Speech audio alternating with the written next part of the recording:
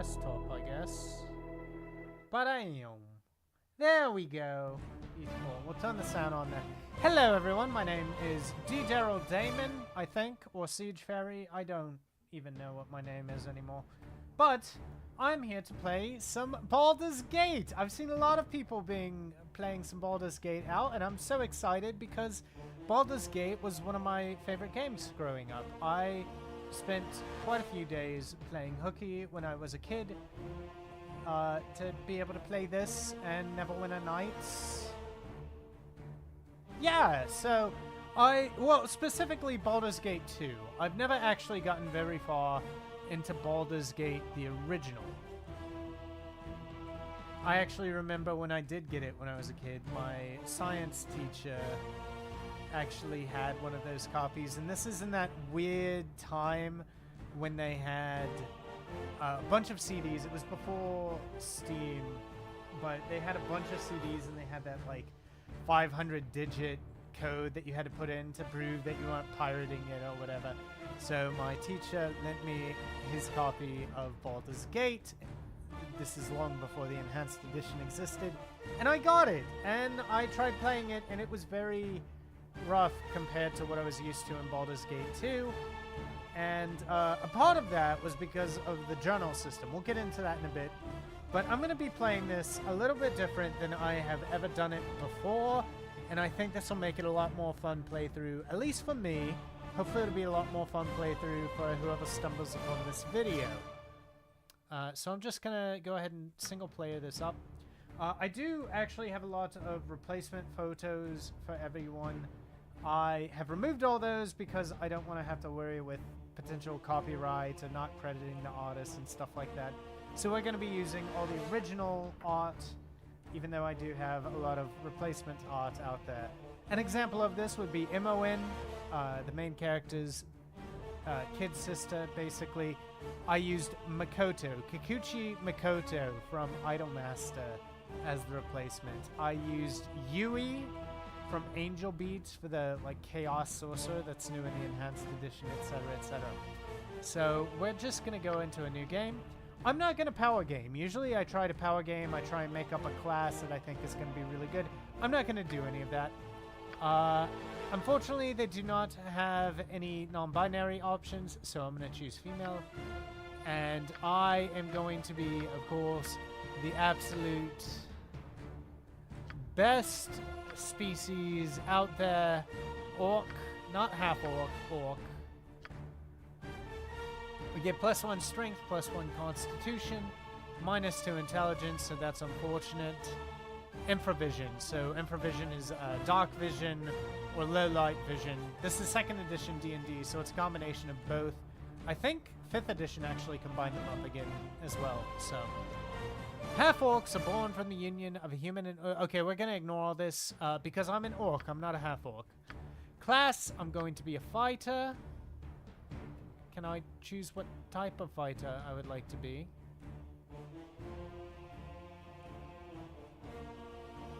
Please? Okay, good, good, good. So, this is the precursor of prestige classes in 3rd edition, or the archetypes or class features, whatever they call them in 5th edition. Archetypes is just such a good name. Too bad Pathfinder took it. I'm going to choose fighter. And the reason I want to choose fighter is because you cannot choose any specialization if you're going to be multi-classing.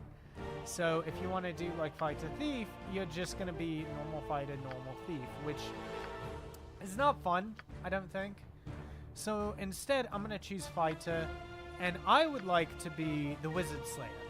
The Wizard Slayer, it's a warrior who has been specifically trained by her sect to excel. Oh, that's really nice. They actually do...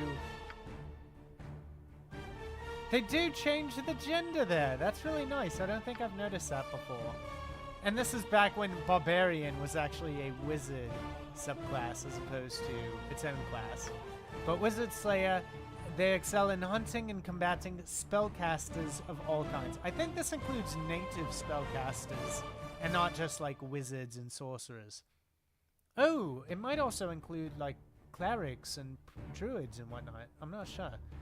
Each successful hit bestows a 25% cumulative chance of spell failure on the target. So if you go up to a spellcaster and you start whacking them, you kill them. Or you get them to miscast the spell, so you're better on that regard.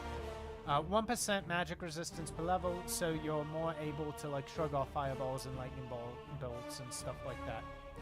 Disadvantage: may not use any magic item apart from weapon and armor. So any of those magic belts, any of those magic rings, any of those magic amulets and stuff, cannot use at all. Alignment, so this is something that I think alignment is something that was very important in 3rd edition. Not so important I don't think it was so important in 4th edition. And they've kind of done away with it in 5th edition, which I think is good. I think I've had the most heated arguments about how to interpret what alignment is. And you can find a bunch of like meme templates for lawful good, neutral good, chaotic good, etc. for these alignment charts. I'm actually... give me 1 second. Hopefully this doesn't break anything. I noticed that the sound is a little bit higher, so I'm going to do a little bit of sound manipulation. Okay, beautiful. There, hopefully the music isn't drowning me out like I think it was before. Anyway. So basically the idea here is lawful. This is a very simplistic. Like I said, you can have very heated arguments about what all these means. Lawful means you follow the law, right? You have a code of honor and you follow that code of honor. Chaotic, you are very anti-authoritarian. You try and stand up against people who are imposing their wills on others. And neutral in that alignment is kind of whatever. Like, it's in between the two. Maybe you don't have a strict code of laws, but you're not, like, anti-authoritarian either. Then we have the good axis and the evil axis. Good, the way I think of it, is good, you're kind of selfless. You want to help other people. Evil, you're selfish. You want to help yourself first and foremost. And then neutral is kind of in the middle. Like, you're not going to screw over anyone if you don't have to. But, like, you're not going to go out of your way to help anyone if you don't have to either. So, I tend, like, honestly, I used to try and be, like, edgy McEdgerton and try and go after, like, evil alignments and neutral alignments and be more pragmatic or whatever. But, honestly, I just like being a good person, you know? I just like being able to do good. Now, so I think I'm going to focus on lawful, neutral, or chaotic good, which is very unfortunate, actually, because one of my favorite characters in this game is Viconia. Viconia is a drow cleric of Shah, which is very weird because most drow priestesses, well, most drow period, but specifically priestesses, are priestesses of Loth, if they're drow. And Shah is still an evil goddess, but she's like the evil goddess of dark, right? As opposed to like being anything specific to elves or drow or anything like that.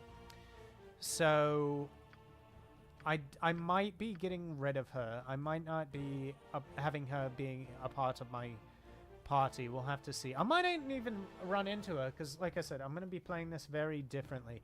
Usually whenever I play Baldur's Gate or any kind of role-playing game, I have this, like, almost OCD fascination to see all the content that exists out there. And I'm not going to be doing that this time. I'm going to be role-playing. I'm going to be playing my character as true as I can, okay? And that may mean that I end up skipping a lot of content. It may mean that some of my favorite side quests that I remember, specifically from Baldur's Gate 2, I might not be able to get into because it's not important to my character. So, I don't like being lawful good. Lawful good seems a little bit too stretchy. You know, you're kind of stuck in there. Too paladin-y. Chaotic good. They believe in all the virtues of goodness and right, but they have low use for laws and regular... I'm going to go with neutral good. I think that laws are useful, but I think there can be bad laws. You shouldn't be following the law without question. So I'm going to go with neutral good. Abilities. Ooh, that's actually a really nice beginning strength.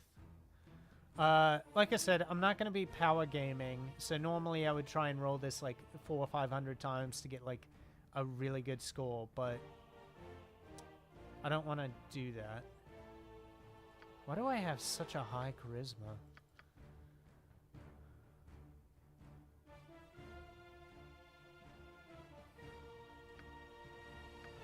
I'm going to be manipulating it slightly. Might as well make use of my plus strength, right?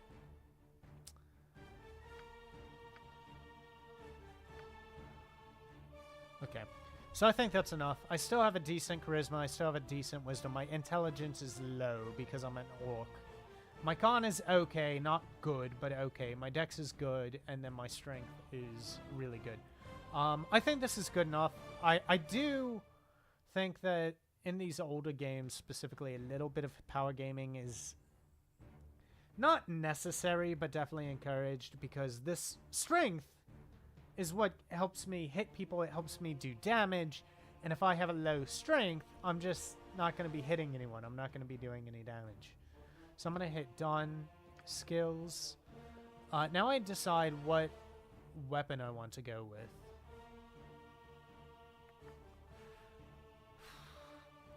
Because magic weapons and magic items, like armor and weapons, are the only thing I can go with, I'm probably going to go with the sword and shield style. So 2 here, I get a -4 bonus to AC against missile weapons, which is nice.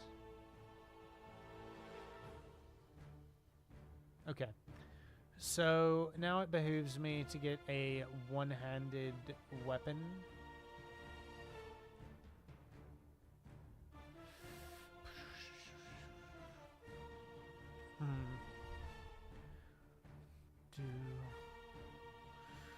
If only I remembered what weapons were actually good. For example, I know there's quite a lot of really good two-handed swords in the game, at least in Baldur's Gate 2. I'm gonna go with Warhammer. I'm gonna go with Warhammer. So I'm specialized, which gives me a +1 to hit and +2 to damage, and an extra half attack per round with a selected weapon. Okay. Appearance. Hair. Wait, I need to actually look at... Okay, so I have black hair. Okay, cool. Let's go with black hair. Skin, obviously, green. Clothing major. I am a big fan of purple.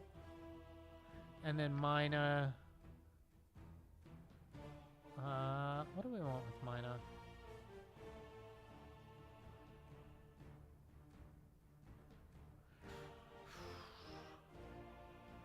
Let's get a nice orange. I think orange and purple go together. There we go. Okay. So now we have to choose... Ooh, what is this? Ha! Death comes for you. I don't know what AON stands for. A sound decision. Take them down! Very well. Ha! Let us come together and follow a noble path. Oh, this might be the DLC that I have. Batter them into bloody rubbish. Ha! Let us come together, please. I'm in charge now. Neat. This kind of sounds like MON to me. When are we gonna do something interesting? You know, I like Elise. Elise is... That's hi. Yep. Okay, let's go with Elise. I hope that's a name. That's how to pronounce that. Okay, name. Unlike later games, and this always annoyed me when I was a kid, because I was playing Neverwinter Nights at this, like I would swap between Baldur's Gate 2 and Neverwinter Nights as a kid. Baldur's Gate just has a name, one name, that's all. Whereas like Neverwinter Nights, I know Neverwinter Nights 2 and I think Neverwinter Nights 1 You had like separate first and last name fields, so if you had an idea of what you wanted your name to be, you could just put that in there. So I'm gonna go with Daryl. I'm also gonna look at the biography, and okay, so drawn to the clamor of the forge at an early age, you have become quite skilled working for the monks of the keep, and have kept them supplied with whatever tools are occasionally required. Inspired by your foster father's tale of ironclad heroes, however, you know you would much rather swing a blade than a smithy's hammer. One of the watchers has been kind enough to take you under her wing, and has trained you in the basics of the deadly arts. You yearn to leave the safe halls of your library home and venture forth along the trade way, a trusty weapon at your side. You know little of how you came to be a ward of Gorion's, but over the years you have gleaned something of your mother's tale from his vague illusions and from the words he sometimes uttered in tear-filled sleep. She was an orcish caravan guard, part of a larger mercenary company that operated out of Waterdeep. Through the course of his adventuring career, Gorion grew to become her close friend. As you have no memory of her, nor any keepsakes to remind you of her existence, you have come to believe that she died while giving birth to you. Perhaps it was the pain of such a parting that led Gorion to cloister himself within the narrow halls of Candlekeep and raise you as his own. Of your father, you have learned nothing. Okay, I mean, I could make this... We're gonna clear this out then.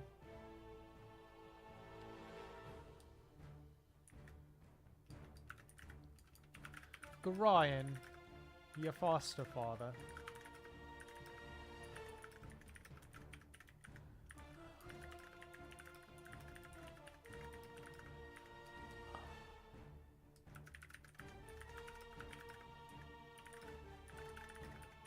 Gorion, your foster father, has kept you cloistered among the scholars of Candlekeep for your entire life.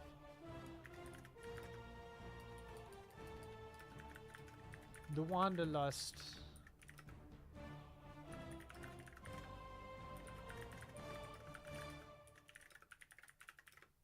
The Wanderlust you must have inherited from your parents.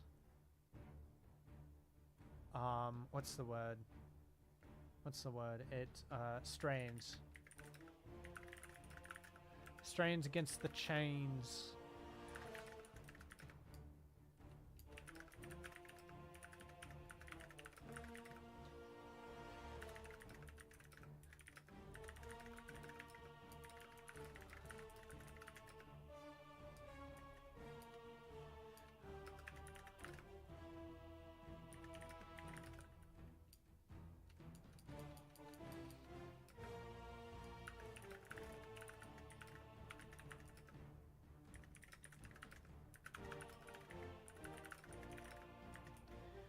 For the longest time, you've been planning your escape, and specialized in taking on the magic users of the keep.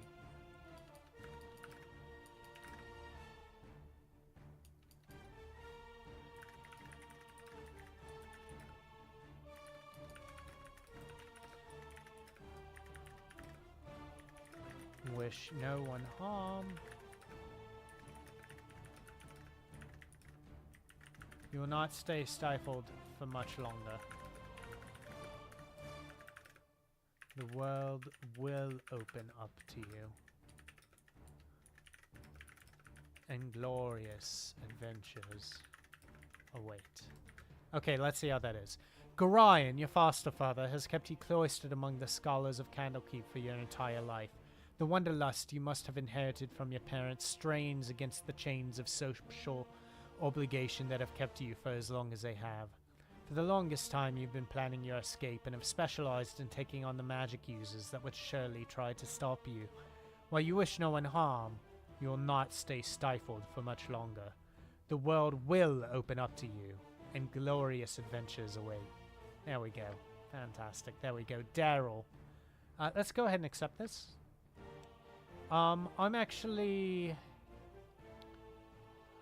going to go with core rules. So this is basically, One thing, if you are playing this for the story, like you want to play Baldur's Gate or Baldur's Gate 2 to be able to get used to Baldur's Gate, like want to know what the original story is for whatever reason, I would definitely recommend story mode. I haven't played it myself, but I have heard, I watched Noah Caldwell Gervais's video on the Baldur's Gate series.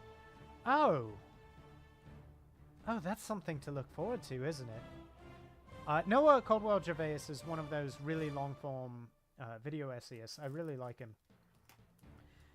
And I'm wondering if he's going to actually do a video on Baldur's Gate 3. That would be really fun. I hope so. But he played with story mode, and the thing is that you still have the ability, like, you're playing on easy mode, right? Like, everyone, there are fewer enemies, it's easier to hit, you do more damage, you don't have to worry about area of effect spells and stuff like that. No one's gonna permanently die, etc., etc., etc. And then story mode just makes it easier, so you can, like, play the game, and you still have all the fun of inventory management, which is a core aspect of any role-playing game system. But, and you still make choices and whatnot, but you don't have to, like, sit here and think tactically and whatnot. I'm happy that they introduced a story mode in the enhanced edition. Anyway, we're going to be venturing forth. Nestled atop the cliffs that rise from the Sword Coast, the citadel of Candlekeep houses the finest and most comprehensive collection of writings on the face of Faerun. It is an imposing It's fortress pronounced kept Faerun. in strict isolation from the intrigues that occasionally plague the rest of the Forgotten Realms. It is secluded, highly regimented, and it is home. Within It's a these prison. hallowed halls of knowledge, your story begins. In prison. You have spent most of your 20 years of life within this keep's austere walls, under the tutelage of the sage Gorion. Acting as your father. Yep, I definitely he like raised you on being 1,000 under tales the of heroes keep's and austere monsters, walls. lovers and infidels, battles and tragedies. However, one story was always left untold. My true That heritage. of your true heritage. You have been told that you Oh are wait, orphaned. this is not a very Your past is largely orcish unknown. voice, is it? I need to go with a different Gorion has been accent. growing distant from you Alright, because y'all. of some grave Are we matter gonna do weighs like a heavy on hick his heart. accent? You have asked about his concerns as gently as possible, but your queries have been in vain. Your sole comfort I is the knocked my knowledge mic that he too is a much. wise man, and you know he will All tell you right. when the time is right. Alright. Nonetheless, his silence is troubling, and you cannot help but feel that something is terribly wrong. Today, Gorion has appeared more agitated than ever, and now he has uncharacteristically interrupted your chores in the middle of the day, imparting hurried instructions for you to equip yourself for travel. He has handed you what gold he can spare, but given no clue as to why.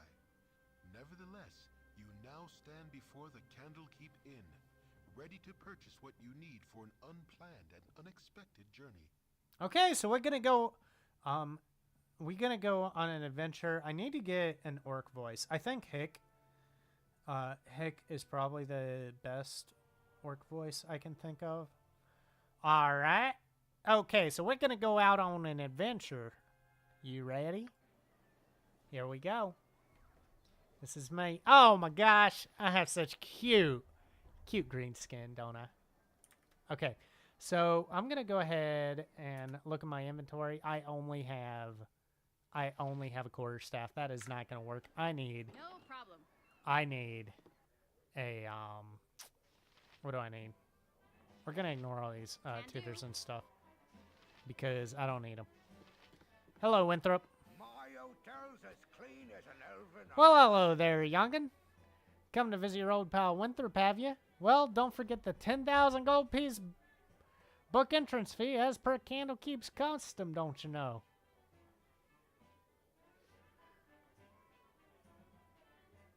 You always wear the kidder, Winthrop.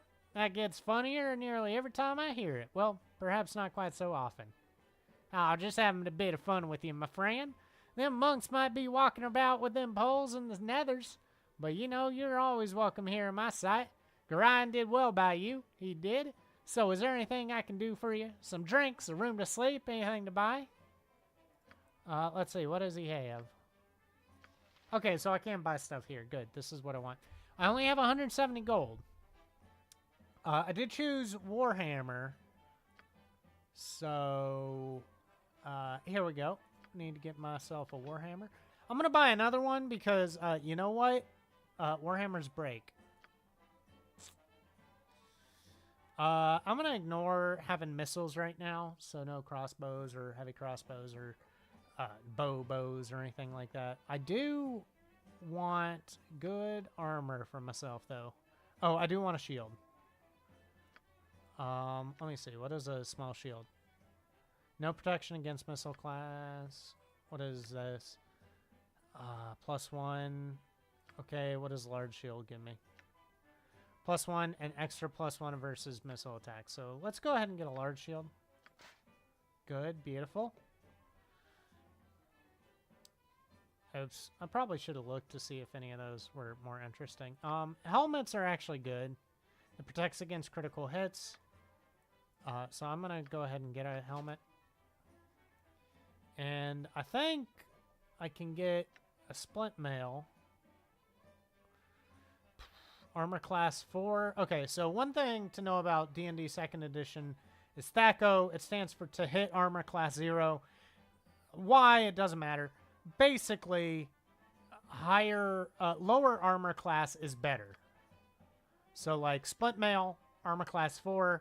If you look at chainmail, that's armor class 5. So we're actually better with splint mail. It does have 3 armor class versus piercing and missile and 2 versus crushing. So it's actually really good. So I'm going to spend the bulk of my money on that. And I think we're good. Let's go ahead and equip that. I'm going to go ahead and keep this quarterstaff because why not? Alright, and then put this helmet on. Alright, so we have 10 HP. We have 16 to hit.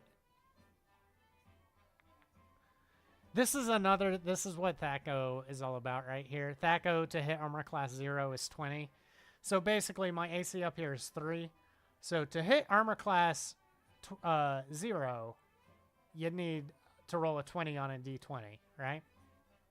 That's a 20-sided die for those of you who aren't D&D fanatics. So I have an armor class 3, which is 3 higher than 0, so we do -3. So I'd roll a 20, and then -3 is 17. So to hit my own IC, I need to roll a 17 or above. Warhammer doesn't actually have all that much.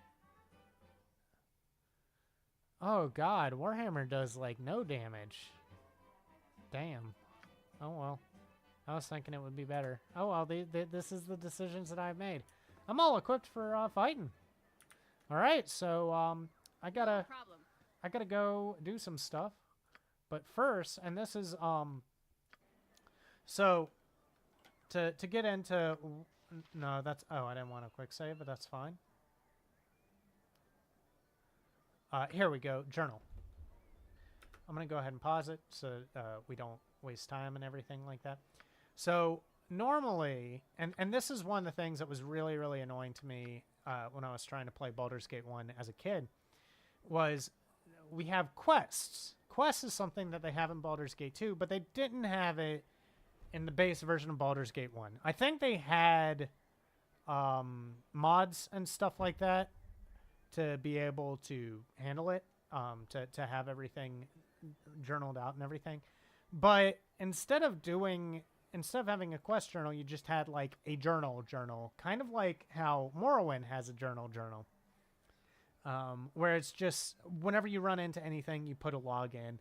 And if you're ever trying to search for something, you don't have the ability to do that. Or you'd have to like search on keywords and everything and make sure that you can follow everything instead of just having nice detailed quests right here, right? So I've always had a problem playing games, and I never thought of it as a problem, but it's something that keeps me from actually finishing the games, which is basically quest fatigue. Whenever I get a quest, I'm like, I gotta do this, I gotta do this, I gotta do this, you know? and I gotta finish off all the side quests before I can continue on with the main quest, etc., right? That is not fun. Honestly, it's not fun at all. Okay.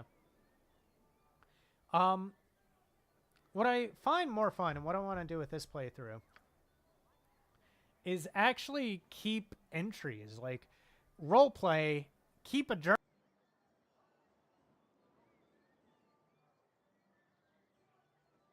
Turn on. All right, sorry, I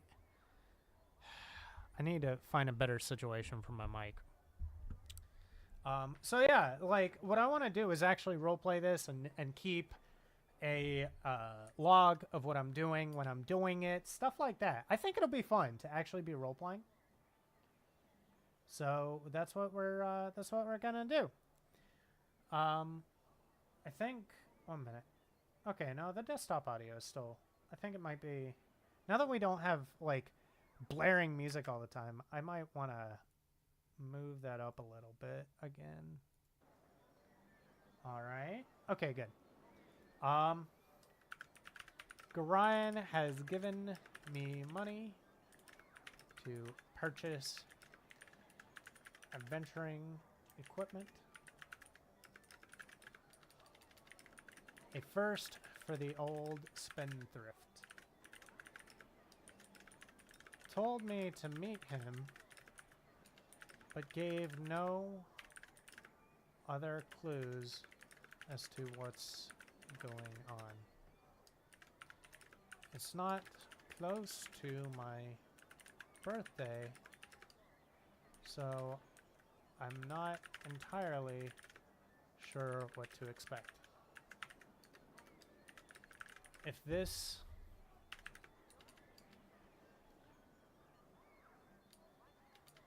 If he decides to kick me out on my own, I could not be happier. Adventure is coming for sure. All right. Beautiful.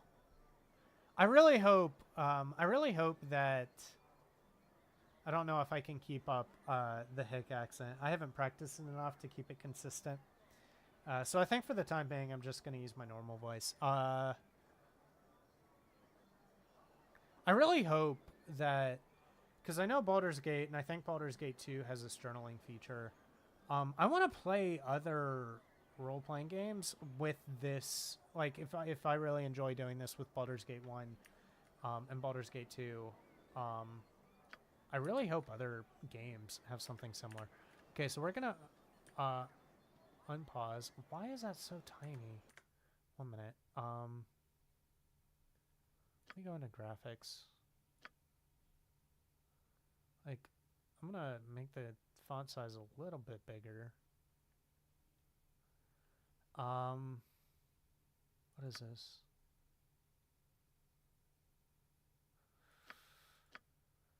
Like, all the UI elements are so tiny, and I don't know why.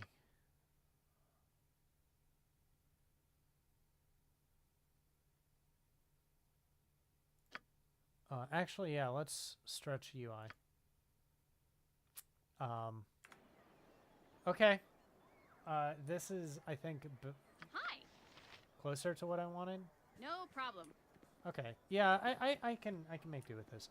Oh, one thing that's really annoying is I'm so used to using WASD because I play modern games. But this still uses the arrow keys. Gorion has been looking for the young one. Okay. Where's Gorion? Like, I know there's stuff to do in Candlekeep, but I'm role-playing. I'm pretending I don't know about the random stuff in Candlekeep, and it is annoying. Okay, so I think Gorion is going to be over here, right? Hey, it's me, Emmoen. Oh, it's Emmoen. Okay, this is, yep, native Emmoen. Good. Changing the name of my image folder from Portraits to Portraits 1 did change all the images back. I'm surprised that stuffy old Gorion let you get away from your studies and chores. That old fiddle-faddle. I snuck off too. Old Puffguts Winthrop was looking for me. but I've got all day to do his chores. You have time for a story today? No? I can tell you don't. What have you been up to? Wait, why am I calling her child? I don't like that.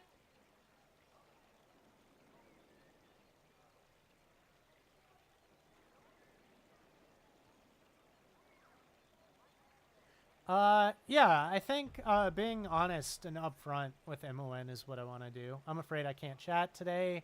My foster father wishes me to prepare for a journey, but will not say to where. Little one? I'm not much younger than you. You sure got tall fast. Relatively, anyway. A journey, eh? I never get to travel. Wish I could go with you. Yep. Really wish I could. Yes, ma'am. Really do.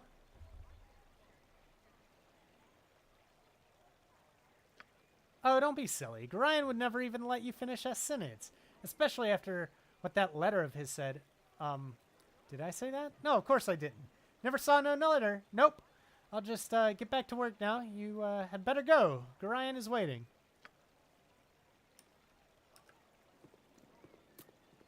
You okay, Emily? You're a queer fellow. Don't keep Mr. G waiting now. Come on, you get going. All right, here he is. Oh, my child, I am glad I have found you. This is very unnerving, I know, but you must trust me. It is very important that you pack your possessions so that we may leave Candlekeep immediately. Hurry, for there is no time to tarry. The keep is well protected, but not invulnerable. I just want to get out of Dodge. Yeah, let's go.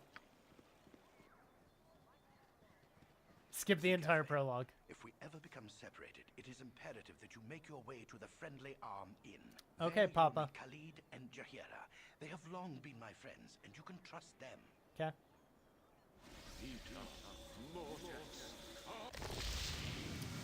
Those are protective buffs that the That's very priest kind. cast on us. The night can only get worse, so we must find shelter soon.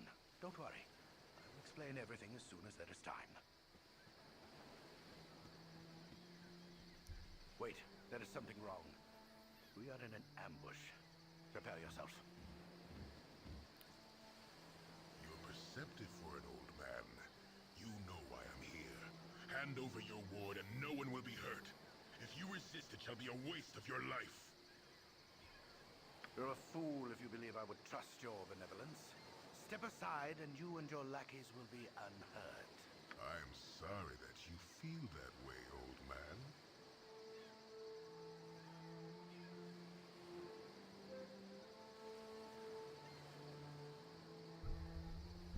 Come on. Okay, my mic is being very... I don't like it. It's being very finicky. Okay, I'll take the scary armored figure, Gorion. Oh, shoot. Oh, they're actually casting, like, firing at me. Okay, now they're going after Gorion. He seems to be doing okay for himself, honestly. Stone Skin. Fireball. Now he's doing nothing. Okay, he took care of everyone. Nice. Oh. Oh, shoot. Oh, no. Dawn is especially cruel this morning. You awake with the realization that you have not been living some horrible Gorion's dream. dead. Ambushed, you saw What am I Gorion gonna tell cut down Emoen? before your eyes, and Well, even I'm out his here now, powerful I magic guess. could not stop the onslaught. It was his wish that you flee, Huh. but that does not remove the feeling of helplessness that now overwhelms you. That's... Hand over your ward, the armored fiend had said. He was after you and you alone. So this But guy why? is trying to kill me. If only Gorion had given some clue. Huh. But now you are alone and lost. The only thing I know Candlekeep is the friendly near, arm in. But you will find no quarter there. The readers pay for their serenity with rather draconian entry rules, and without Gorion's influence, their doors will remain closed. You will not last long on your own with your meager equipment. Perhaps you can get some help from the friends Gorion mentioned, the ones at the Friendly Arm. Maybe. We'll see. Hey, it's me, Emoen.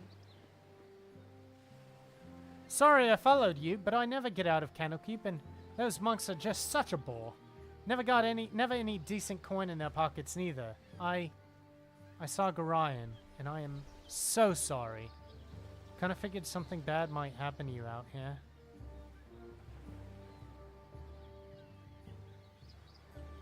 How'd you know? Gorion didn't even tell me.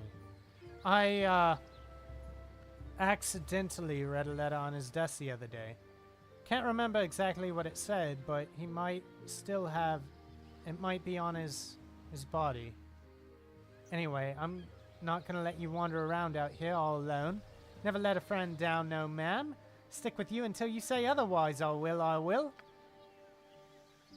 Okay.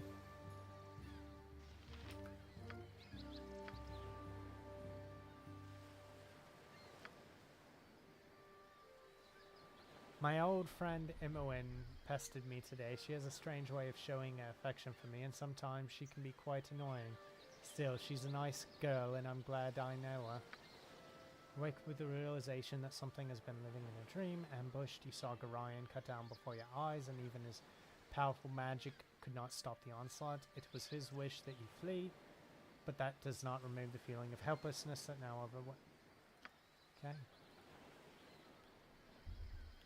Alright, so...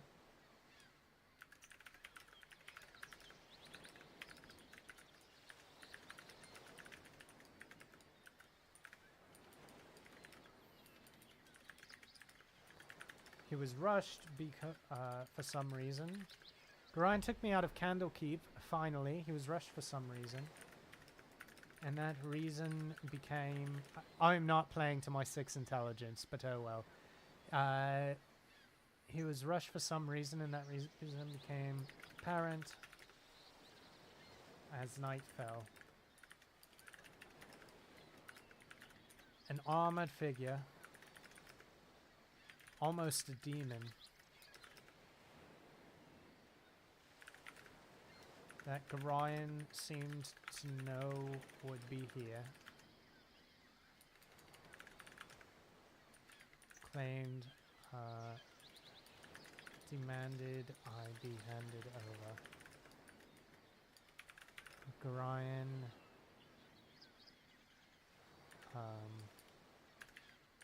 made his life and magic a distraction so that I could get away. While I didn't like the rules Gorion had forced upon me, I never wanted anything bad to happen to him.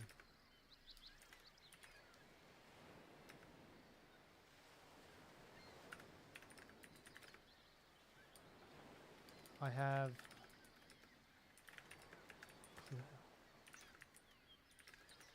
what to do.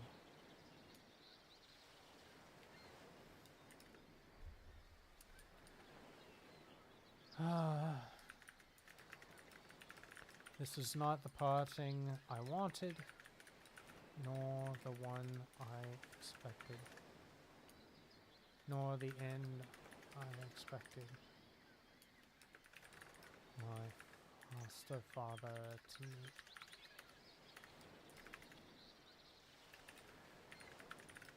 To find his body, Imoen stole away from the fortress as well. I'll attempt to find his body and lay it to rest. She thinks that Gorion, a note that would explain the situation better than nothing. The only advice he left me was to travel to the friendly inn and meet his friends, Khalid and Jahira.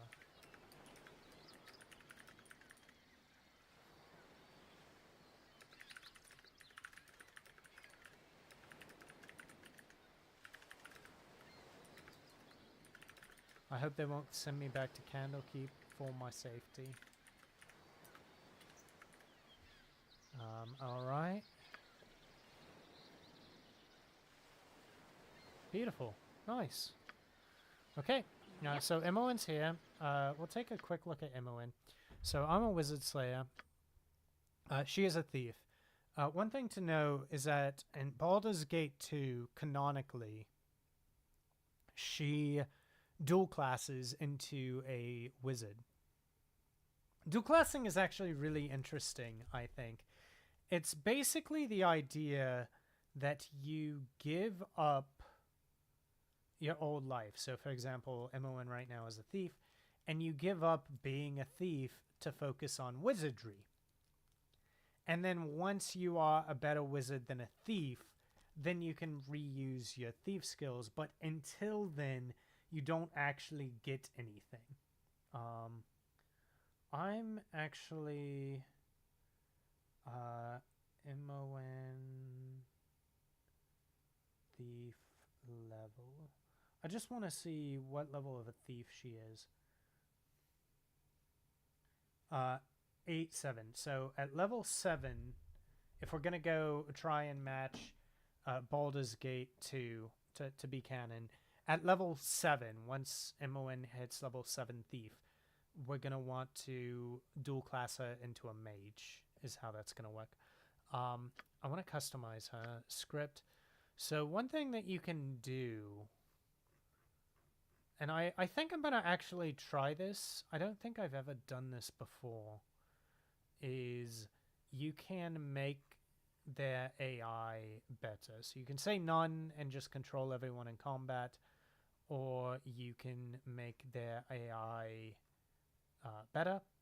So she doesn't have any spells, so these spell slots don't really matter. And you can always step in and give them orders and stuff. Use special abilities, sure. Use items, sure. We're going to have her prefer ranged weapons, and we're going to have her attack enemies on sight. No. Let me see what a thief aggressive is. Okay, that's actually really nice. Thief controlled. Allow a thief to enter, either use her fine trap skills.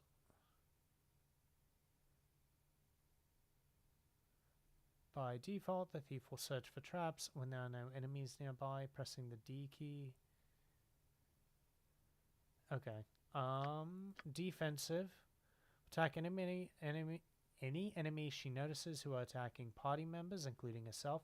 She will not move far away from the party leader, so if she's pursuing an enemy, she will turn back and return to the party if she has gone too far.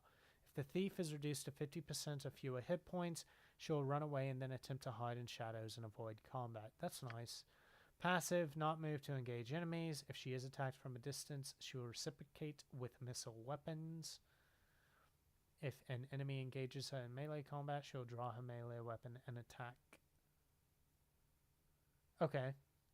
And then ranged attack. They will attack any enemy when she sees them with the missile weapon she is most proficient with. She will try to keep a distance from enemies, but if she's attacked in melee combat, she'll switch to a melee weapon.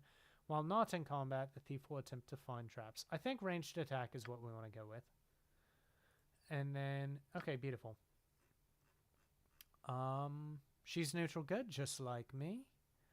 Class, combat skills, abilities, that's fine. I want to see... Okay, biography. When asked about her past, Imoen slaps your shoulder playfully. She says that you of all people should know, seeing as you grew up together, indeed some of your fondest memories of meeting this sprightly young lass. She apparently came to Candlekeep much as you did, though 10 years later in life, and she spent much more time with the gruff Winthrop than Gorion. Puffguts, she would call him, much to the old innkeep's dismay. So she came in to Candlekeep when she was about 10. She might be... She said she is younger than me, but not by much, so she might be 19, she might be 18. She seems the eternal child and is quite content to play the part of little sister though you are both of comparable ages. You can tell by her hearty smile she will always be willing to travel with you, no matter what path you take. So she's one of those ride or die. So if I'm evil, she'll stick with me. If I'm not evil, then she'll stick with me. I have always honestly gone with this, the 6 grid formation. I think I'm actually going to go with this T formation. If I can get like a good front line here, then we can do pretty well, and then have 3 people in the back with missiles. Otherwise, You're a queer fellow. let's go ahead and put that there. And we will have this. And I don't have a lot of... Okay, so I don't have any potions, but Emmeline does. Okay, good to know. Hello. You betcha. And I need to go back onto the... I'm going to keep to the road, because the road is probably safer. Hello there. Oh, who is this? Well, a busy day for me indeed. Strange noises throughout the night. Now a plethora of people stirring about the wood. You do look a touch more hospitable than the last 2 I met, though. Well met, stranger. I'm called Colsed.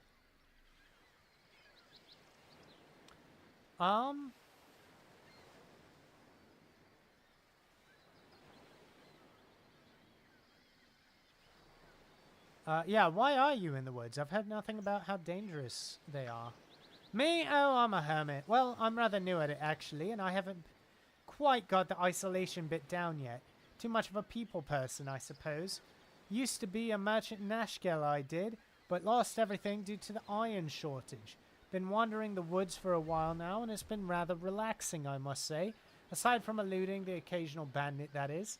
I'm generally left alone because I have nothing of value. Were the 2 people you saw? I was to seek friends of the Friendly Arm Inn. Perhaps these were them.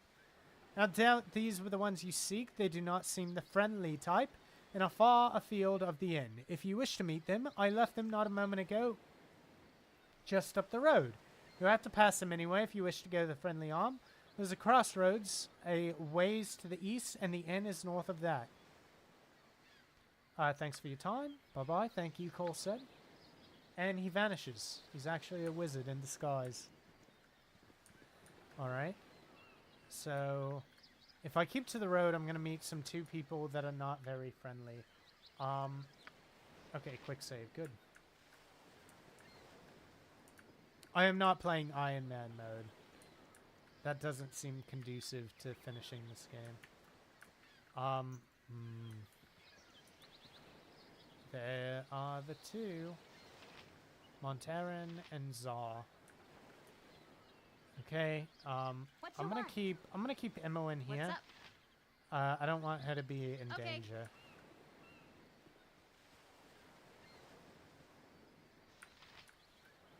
Should I speak to them? Okay. Montaran, you are so aggravating.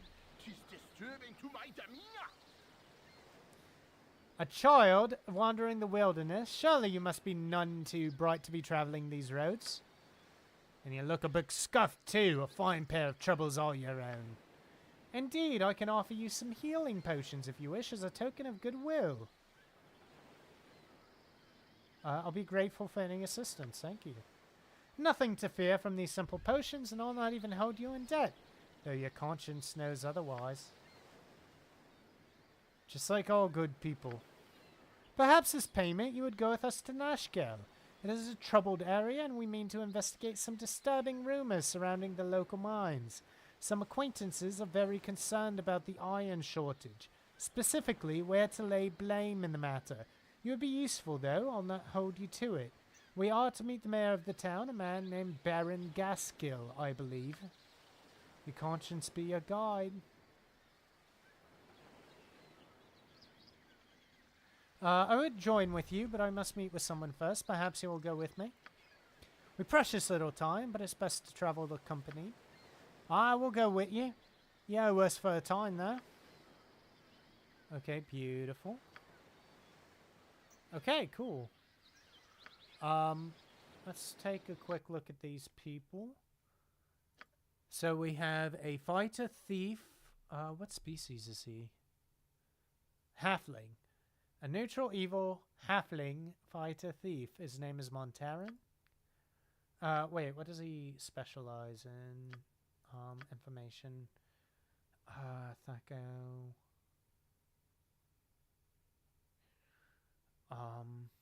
He does have a custom AI script. BD Montac. Short sword and sling. Okay. Okay. When asked about his past, Montaran openly threatens you with bodily harm. He seems quite dangerous and more than willing to engage in gratuitous violence. It would appear that he cares little for life, including his own. He works grudgingly with Tsar, even though he obviously despises the man. Whoever their employers are, they must be powerful indeed. These two would likely kill each other without a presence over their heads preventing it. Montaran might be willing to discuss the whole matter with you, but you get the feeling you would probably not wake up in the morning. Okay, and then let's just see here. He does have advanced AI. Huh. Maybe the advanced AI was actually good.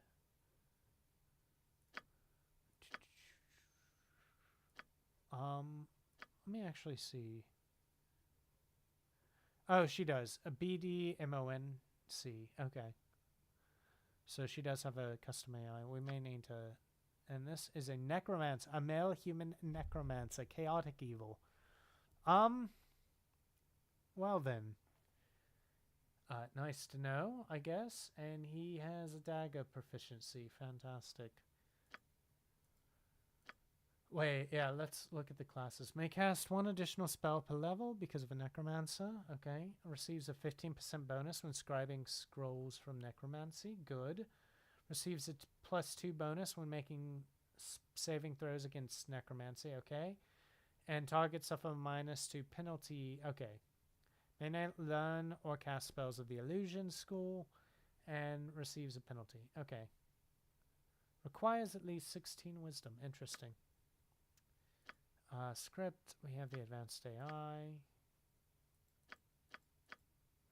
I think his AI is, yeah, Tsar. Okay, let's see what his biography is. When asked about his past, Tsar has very few coherent things to say. His desire to determine the cause of the iron shortage seems benevolent enough, but his motives remain unclear. His ramblings seem disjointed, but his faculties are obviously in good enough order for him to be adept at magic. He mutters something about how he and his associate Montaran are in the employ of a powerful group, but when pressed for details he gets extremely agitated and does not speak for some time. He's obviously at least partially insane, and the network that would hire him must be dark indeed.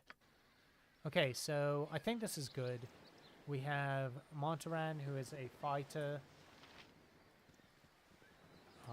Okay, let's go ahead and grab Emmeline. Needs considerate done. There we go. Oh, we do have mage spells to deal with. So let's go ahead. He has 2 Lolox Minor Drain. Let me see. That is both of these are necromancy spells. When the caster completes a spell, Pale Glue encompasses his hand. The energy attacks the life force of any living creature upon which a wizard makes a successful melee attack. Non-living creatures are unaffected. The creature is punched for 1d2 fist damage and must make a saving throw versus spell or suffer 1d8 points of damage and receive a -2 Thaco penalty for 5 rounds. That's actually nice. Minor Drain. Drain the life force from a target and adds it to her own. The target creature suffers 4 damage while the mage gets 4 HP. If the mage goes over max HP with the spell, she loses any extra hit points after 1 turn. Okay, so this is a range spell, 30-foot range, instead of a melee spell. And it has a little bit of a health, whatchamacallit. Okay, that does quick save. Let's go into the journal. Wait.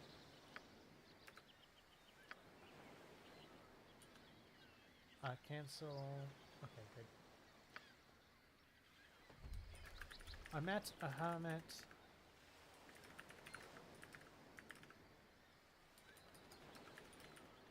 Last entry was completed in the of another 2 adventurers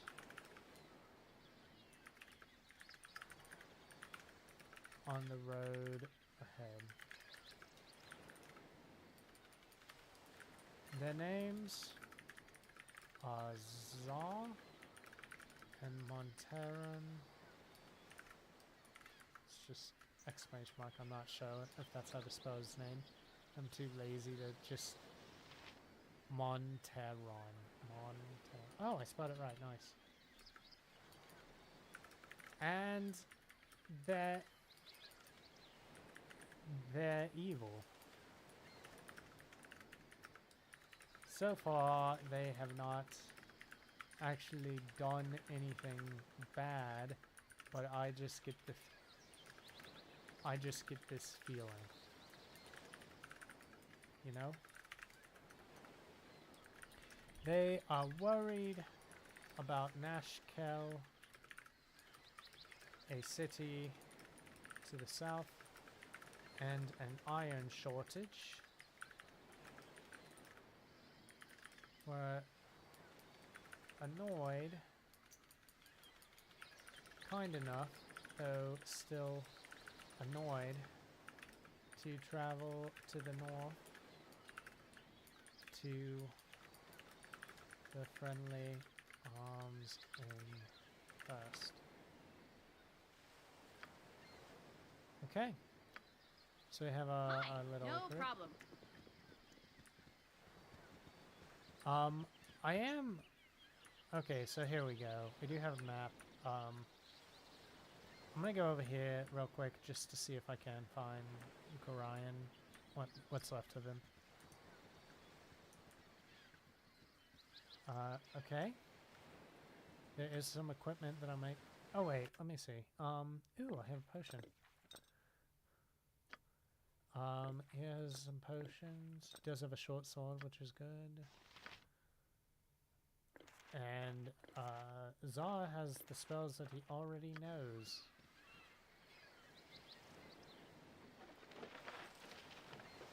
A longsword, leather armor. See if anyone can actually use this leather armor. I don't think... Oh. She doesn't have any armor. Well, that's nice. We gave her some armor. Wait a minute. Why does he have... Okay, he does have a dagger. I was gonna say, why does he have a staff? But no. Okay.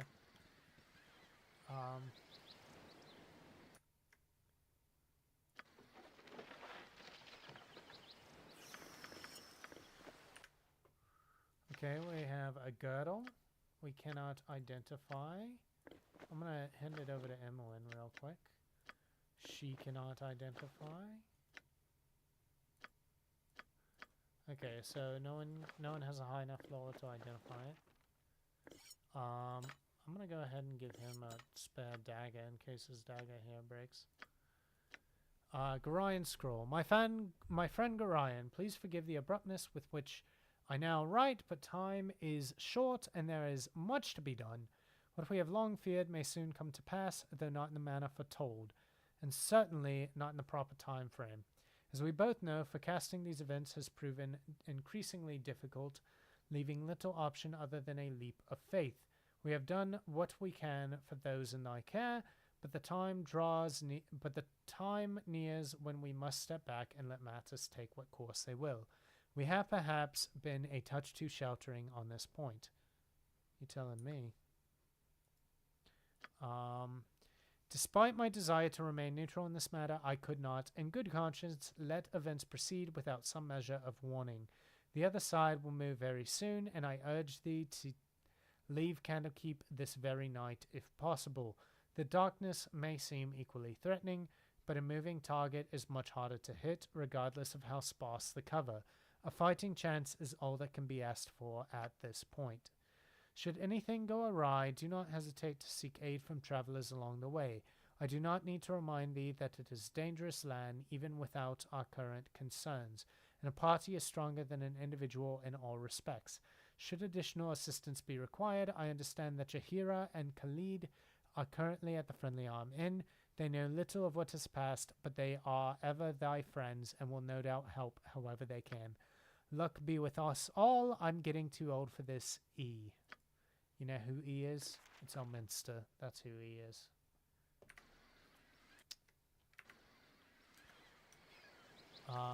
Oh, this is really annoying. Okay, so there is a bow over here. I don't think Imoen can use... Okay, she can. Oh, it's a short bow. Oh, he's using a sling because he's a halfling. I'll go ahead and equip a short bow. I can't use it, but...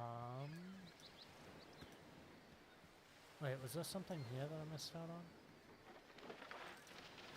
Morning Star. No one uses a Morning Star.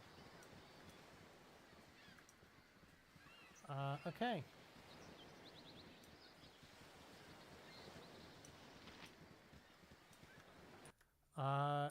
We should go back to the road.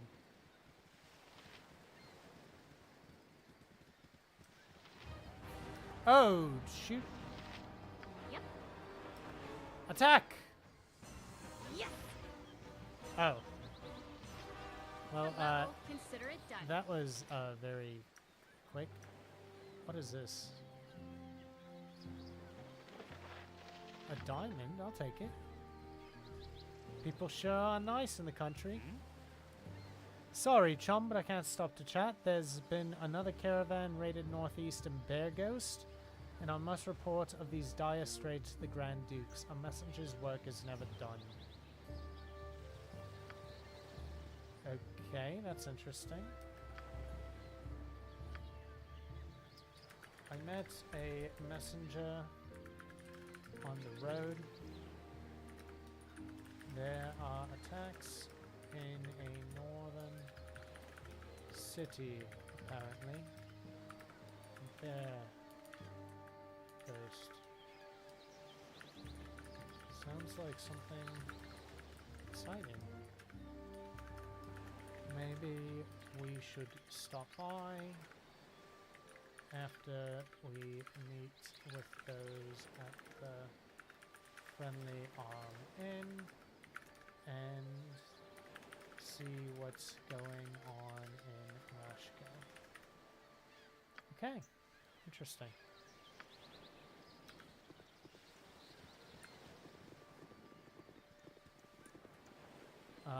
I think I need to go to the north, right? Huh. Well, let's continue following the road. Okay, okay, there we go. Oh, Bear Ghost is over there. I think it's on the way to Oh, Nashville, there, maybe. wanderer. Oh, who is this? Stay thy course a moment to indulge an old man. It's been nigh unto a 10 days or weeks in Forgotten Realms since I've seen a soul walking this road, and I've been without decent conversation since. Traveling nowadays appears to be the domain of either the desperate or the deranged. If thou wouldst pardon my intrusion, may I inquire which pertains to thee?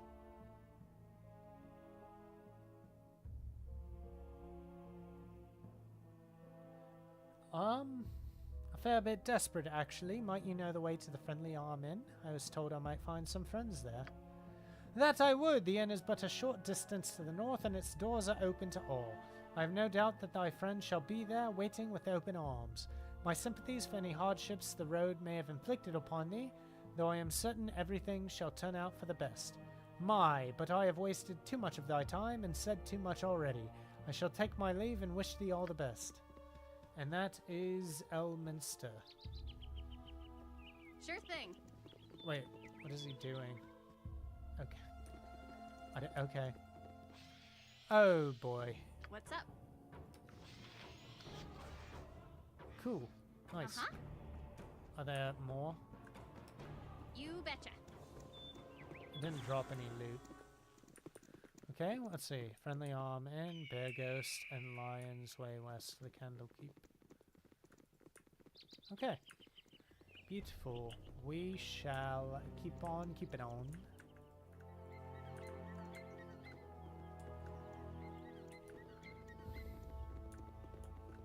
I could use a nap. Oh, I'm tired. Actually, I don't know what fatigue does. Let me see. What does fatigue do? Nothing? It doesn't say it does anything. Okay.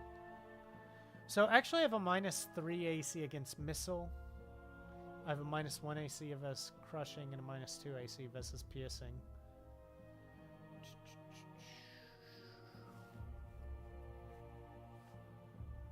Nice. 3.5 attacks per round, so every 2 turns I'm doing 3 attacks. My THAC0 is actually 16. I'm doing 11 to 14. Ooh, +7 for strength, +2 for proficiencies. Okay. That makes me feel a lot better. And I do have resistance. Oh, default AI. Okay. Okay. Yeah, I don't know. Should I take a nap, or should we keep on trucking? The guy we ran into did say it was a short way. Oh no, what is this? If you don't mind, please try to keep your voices down. There'll be beasties about with better hearing than we. What should I be wary of in the area? Round here, I wouldn't worry yourself too much unless you're brainless and charge everything you see. Most gibberlings, but they aren't too much of a hassle. A fair bow and good sword can handle 1, maybe 2. More with mage or cleric backup. Wolves have become a bit more predatory lately. I think it's because more people are hunting for their food, seeing as how the iron shortage took away their normal livelihoods. Oh, so a bunch of people are becoming hunters. A hungry wolf is a nasty thing. Okay, interesting. Interesting.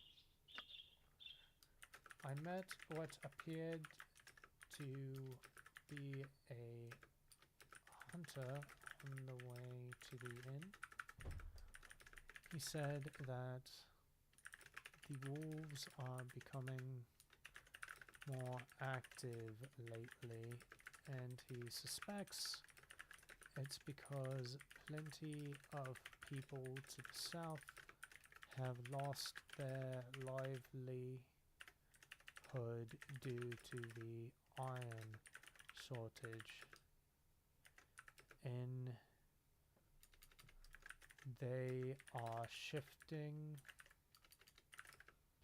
to hunting game for food or profit, and the lack of prey is making the wolves desperate.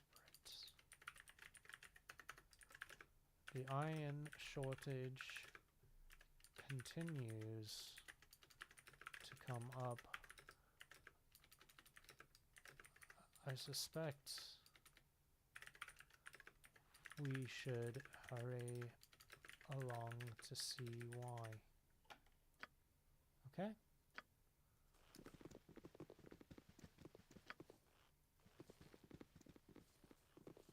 Interesting. Okay, so this should be, now it's raining. Fantastic. 8 hours. I'm gonna definitely be tired if there's another 8 hours of walking. So I actually did a 4-hour walk today. Now it was a hike. So I don't know if this is flat land and easier to carry. But I walked, no, it was 4 miles in about an hour and a half. So that's like a good 30 miles away. 20 to 30 miles away. Wow, that is much more than I expected. That's a keep. It's not an inn. Okay, so we're here. Still only me who's tired. No problem. Can we come in? I should have joined the Welcome to the Friendly Amen. I trust you know the rules of conduct within. Let me see. Common sense rules, probably? Okay. So don't kill people and whatnot. Okay. I don't think this is the inn. Can do. Yes? Hey there, you're new here, aren't you? Could I trouble you a moment? Certainly, milady. Speak your mind. Such manners! Well, I need a gruff hand for this task, so keep your please and thank you garbage for the nobles. Just trying to be nice. Don't have to be a bitch about it. I was robbed blind by some hobgoblins within sight of this very inn's walls, and I need you to return the favor. They took my ring, and that's all I want back. Will you do it? I mean, she's kind of a rude bitch, isn't she? Are you gonna give me anything, or is it just like, do this for me? No gold to give you, I was just robbed. You'll be doing it out of the goodness of your heart.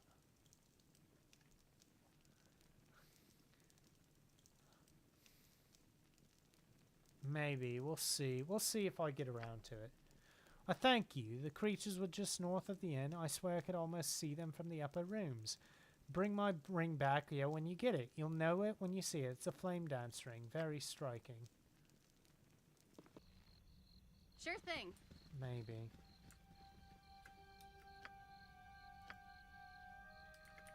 As soon as I entered the Friendly Arms Inn, which is more castle than an inn, an old lady was a bitch to me.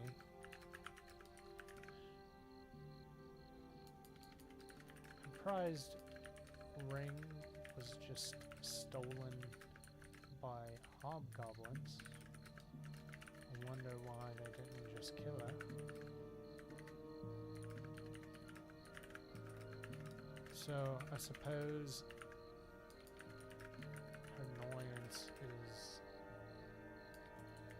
understandable.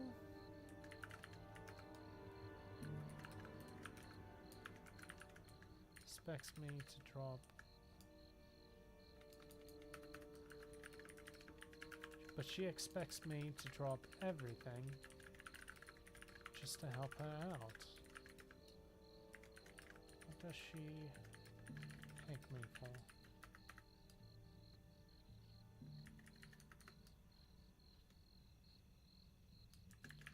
Dealing with hobgoblins does sound fun, though.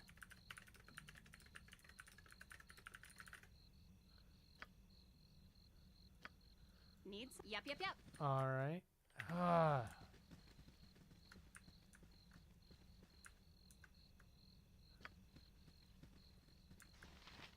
Are these commoners doing anything? Travelers, huh? You're the first group to come into town all day. Not many have braved the roads since all the trouble started up. We've only seen 10 new faces in the last month.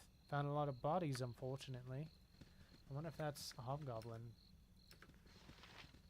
You said something? No, I cannot even afford a sword to do the fool's work of adventuring. Weapons ain't cheap like they used to be, and chances are they'd break pretty quick too. Something seems to be wrong with the metal. Interesting. Interesting. Go ahead and quick save. You betcha. Hello, pal. Travelers, huh? Oh, yep. We already talked to you. That's fine. Yep. Yeah, another thing, and part of the reason that I think this is, I'm gonna enjoy doing this playthrough of Baldur's Gate, is I have a bad habit whenever I play Elder Scrolls games, so Oblivion and Skyrim, of like stealing everything that I can. And like I get stuff out of it, right? I get whatever I steal. It's not like, you know, there's nothing,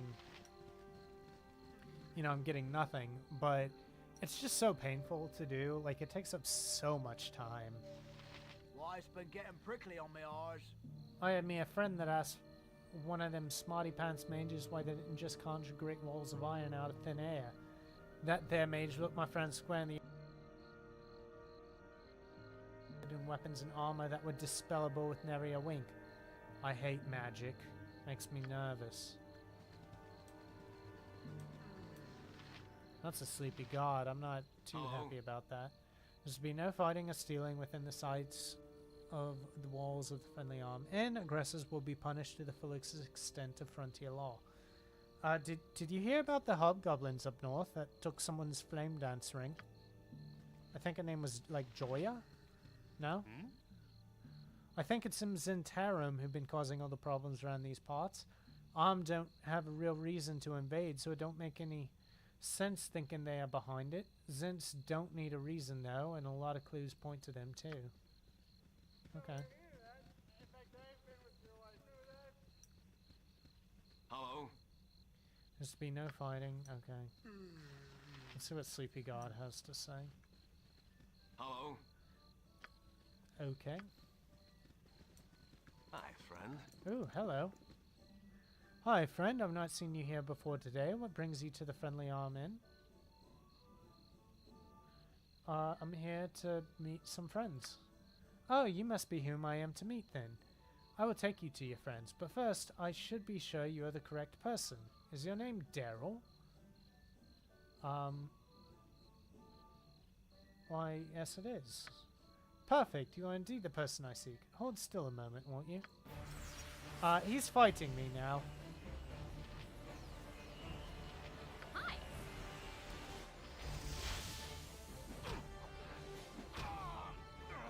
Hi. He went down real quick. Yep, no problem.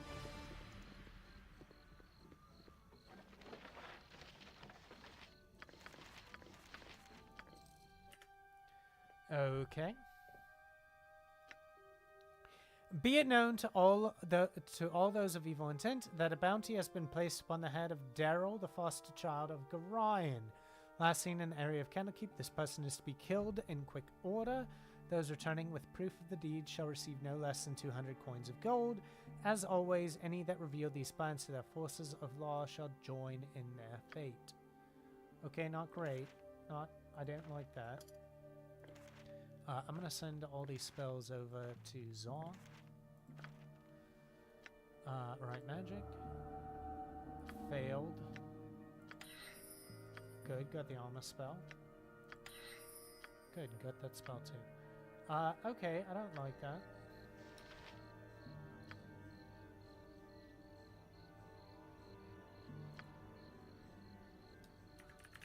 Someone claimed to be friends with those I was to meet at Friendly Arm Inn, and then tried to kill me.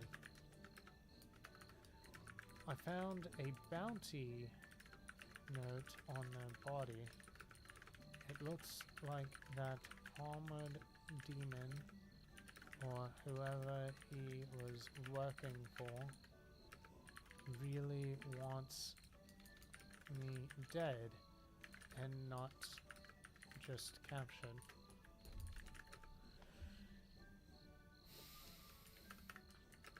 I should probably be more secretive from now on. I need to think of a name that isn't Daryl that I can use for the time being. Perhaps I need to confront this monster sooner rather than later. If these attacks continue, I don't think I'll have much of a choice.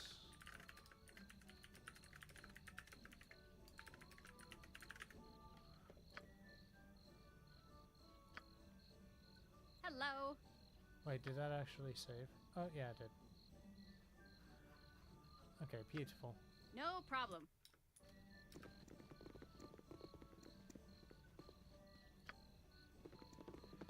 Okay, I think this is the inn. Please, just... Okay, good. Here we go. Hey, friend. Good to meet a fine sod such as yourself. Alright. Can do. I can't stand the way the roads are cut off these days. Me uncle's in Baldur's Gate and I get there, and I can't get there to see him. Where have you been these past few months? The roads are crawling with brigands and bandits every scrap of iron you got on ye. Surely you must have fled some on your trip here, lest you came by the west road, that is. I did come by the west road.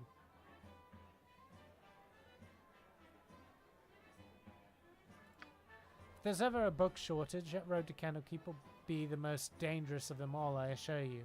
But these folks are after metal, so they're sticking mainly to the larger trade routes between Baldur's Gate and Arm. And guess what? This here inn is smack dab in the middle of it all. Interesting. Ooh, who's this person? It's about time. Bring me another flagon of ale. I'm not a half-orc, I'm an orc, first of all. Also, I think you've mistaken me for someone. Why do you bother me? Be gone. What a rude person.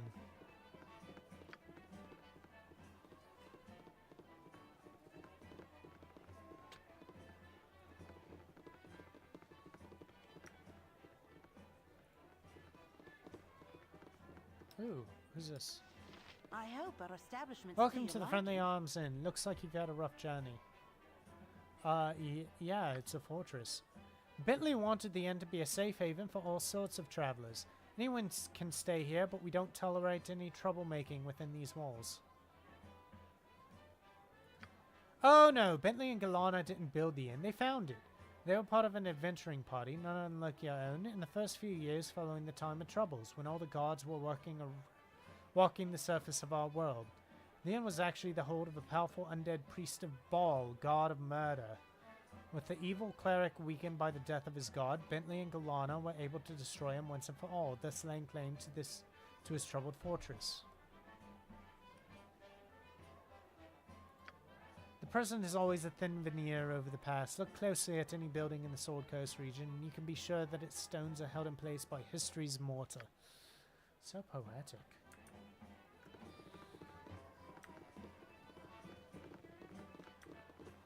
Oh, hey, here's Khalid and Jahira. Nice. Calm yourself, dear. We must proceed carefully. Something about you is familiar, child. Your manner reminds me of a sage I know, but by the name of Grognard. It is almost a slight to him, but I see it too. Jahira, mind your manners. This must be the child that Grognard wrote of so often.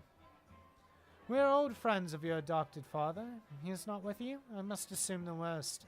He would not permit his only child to wander without his accompaniment. If he has passed, we share your loss. Grognard often said that he worried for your safety, even at the expense of his own. He also wished that Khalid and I would become your guardians if you should ever meet an untimely end. However, you are much older now, and the choice of your companions should be your own. We could travel with you until you get settled to help you find your lot in life. It would be a fitting last service to Grognard, though we should first go to Nashkel. Khalid and I look into local concerns, and there are rumors of strange things happening at the mines. No doubt you have heard of the iron shortage? You'd do well to help us. It affects everyone, including you. We are to meet the mayor of the town, Baron Gaskill.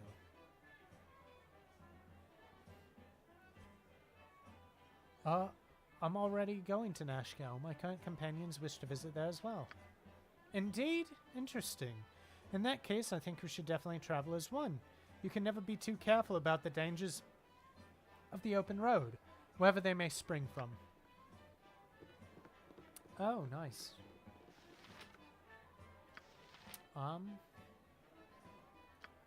Add entry. Most of the people I've met, even those in the relative safety of the inn are short and rude.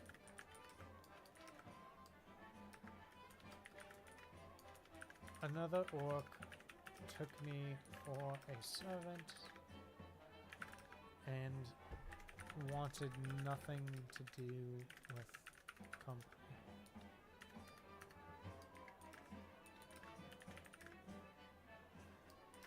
I found Jahira and Khalid.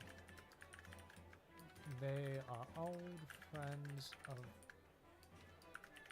Grognard and may have been my foster parents. Had anything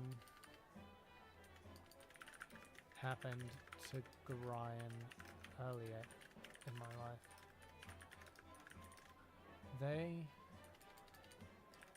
they are also interested in the goings on of Nash and the iron shortage and to make their way there. For the time being, they hope to be able to see me off now that Grognard is gone. At least they seem nice. Okay, beautiful. Let us just take a quick look. Nature's servant awaits. Multi-class fighter druid. Okay.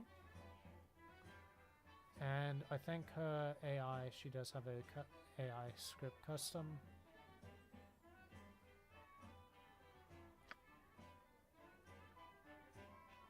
When asked about her past, Jahira glares as she speaks. She says that she was born in the Tether region to a loyalist of King Alamander regime. Unfortunately, during the Tetherian Civil War, her family was among the nobles targeted by the angry mobs of peasants, and she was only spared because a servant girl took her from their castle before it fell. They fled into the forest of Tether and stumbled across an enclave of druids willing to take the child. Jahira grew up to be a very headstrong girl, believing that the only way to protect nature was to have an active role in the world. She seems to have little in common with Khalid, but even though her manner is often confrontational, she apparently cares deeply for him.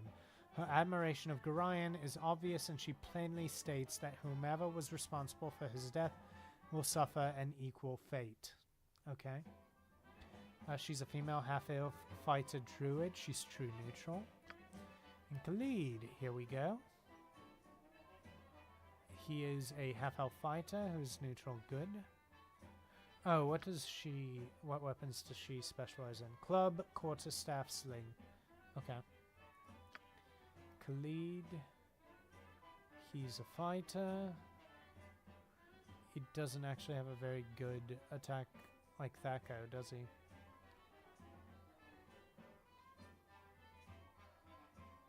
Longsword, axe, and longbow. Okay. When asked about his past, Khalid nervously reveals that he was born and raised in the nation of Kalimshan. He does not say much of his parents, but you get the feeling that his merchant father thought little of him, devoting much more attention to Khalid's half-brothers. Khalid thus threw himself into the martial pursuits, studying under members of the city militia. He doesn't go into detail on how he met Jahira, but his adoration of her is obvious. When asked about how he knew Grognard, he will only say that they had long been friends and that many shared acquaintances will mourn his loss with hop song. Okay. So let's look. He does have a long sword. He also has a medium shield. Nice. And she has a quarterstaff.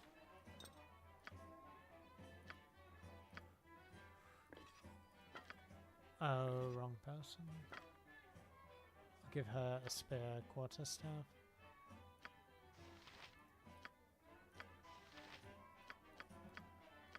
Okay, I think we're in a good spot.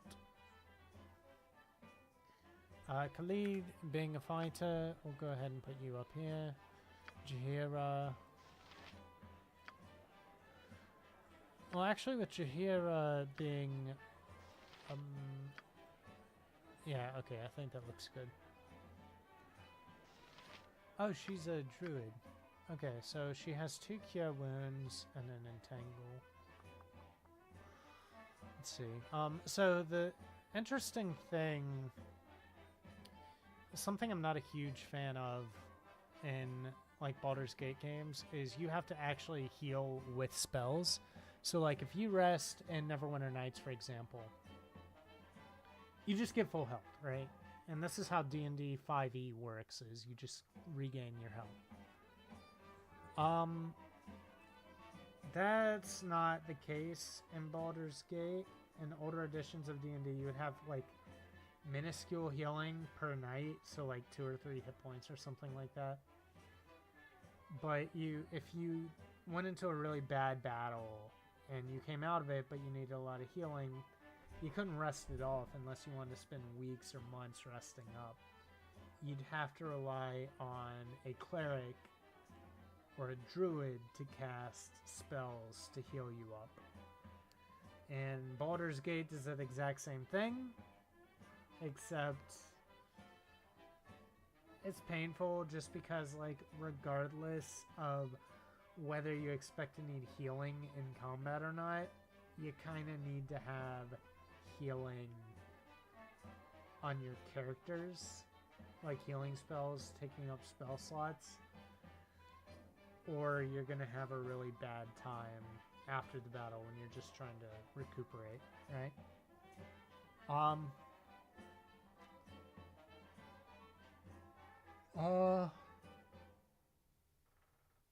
Burst of energy, it absorbs damage. Okay, so this is DR, actually. That's interesting.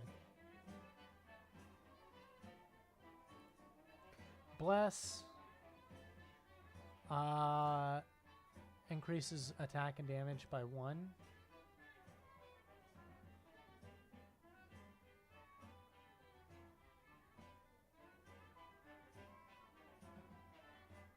Okay. Detect evil. It discovers emanations of evil. Any creature whose evil will glow briefly. Red. Doom. For the duration of the spell, the target receives a -2 penalty on all rolls, including THAC0 and saving throws. There is no saving throw for this spell. Ooh, that's interesting. I'll have to keep that in mind, because that is going to be really good whenever I have more spellcasters. Entangle. Holding them fast. Once per round, a creature can attempt to save versus spell. And then we have Shillelagh. Spell enables the caster to create a magic cudgel, has a +1 bonus to its attack roll and afflicts 2d4. I'm going to go with Bless instead of Entangle. Okay. What's up? Okay. Uh-huh. Need something? No Okay. problem. Let me check with Bentley real quick. It's been dreadful slow business. None too many travelers have been through lately. What with the supposed troubles down south, what can I do for you? What do you have to sell? Sell this diamond.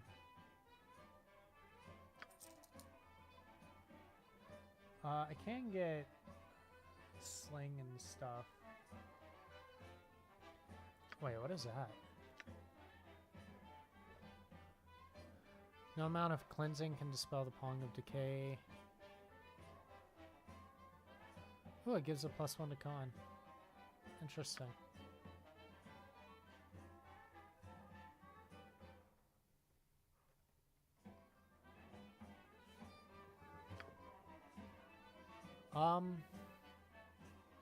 We do have a lot of money. Let's get a merchant room and rent. Come on. I'll do my best. Hi. No My problem. inn is open to all who behave themselves. Okay, so we rested up. That resets our spells. And more importantly, it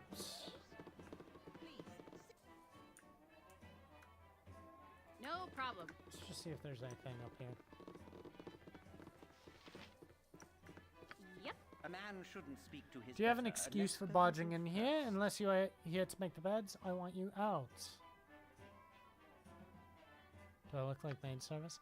No, I don't suppose that you do. You look much more like a group of brigands casing my room for valuables and golds. Perhaps you should consider a career in the domestic arts. A maid is much less likely to end her career on the end of a polearm. Unlike the job you have presently selected for yourself. Just a thought. I trust you will be going now. Consider it done. God, everyone's an ass.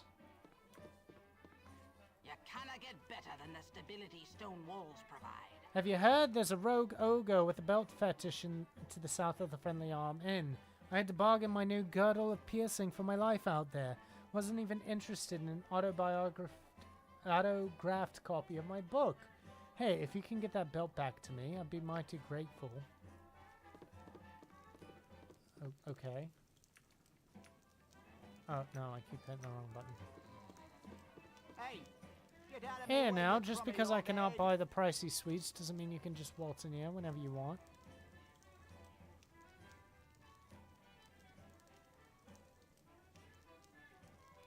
I have seen quite the number of nobles wandering the inn. How is it you can afford to stay here? The Arm caters to everyone, and everyone is more or less equal under her roof. Some of the rooms do cost a bit more, but there's room for everyone at almost every price. Oh, interesting.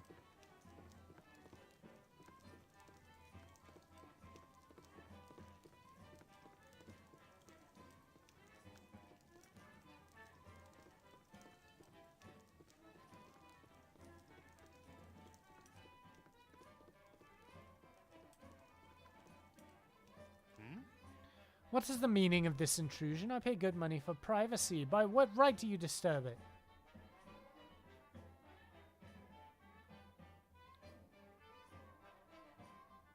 Might I inquire as to what your business is here at the Arm? No, you certainly may not. My business is my concern, so it shall remain. Be gone from my quarters before I call the guard. Hello. Sure thing. Okay, let's go up one more floor. Okay. What's up? Consider it done. A pleasure it is to me. Hey, I've got a teeny bit of a spider infestation happening in my cellar in Bear Ghost. I was on my way to the gate to get some poison, but this would be a lot easier on my legs, to be honest. You'll know the house when you see it. It's right to the west of the Jovial Juggler Inn. Bring back the bodies to prove you've done the job, and I'll give you 100 pieces. If you could, please bring my husband's old boots and my old bottle of wine back as well, and I'll throw in something extra. Okay. No time to chit-chat. About time you showed. Here, I need these tunics clean and pressed by this eve, and be extra careful with the golden pantaloons. It took 15 women and a small boy from Kalimshan 12 days and 4 nights to weave them. So careful on the seams. Well, get going.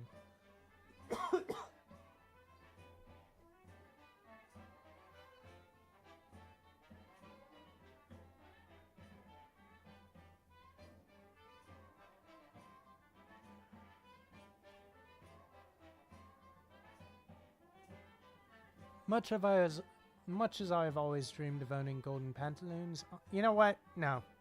Say yes, sir. Pantaloons pressed and ready by tonight, or breakfast is free, sir. Service with a smile and a snap in your step. That's what we like to see. Now get going, damn you. Not a coin for a tip if there's even one tear. Mostly because nobility are dicks. Let's give this to Imoen. Oh, that's Jahira.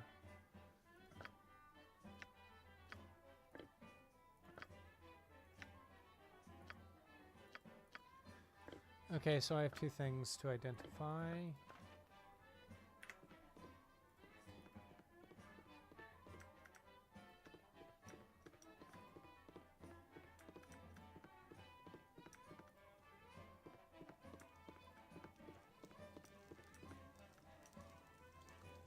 All right.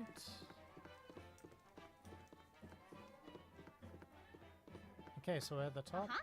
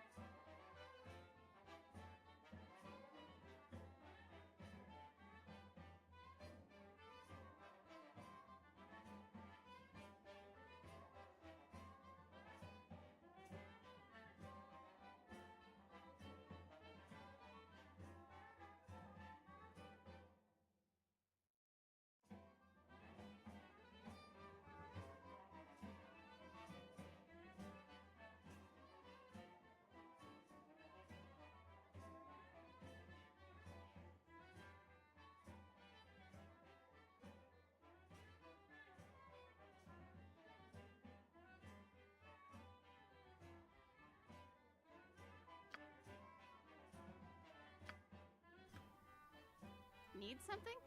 Sure thing. You betcha.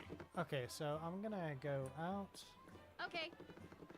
And I am... Consider it done.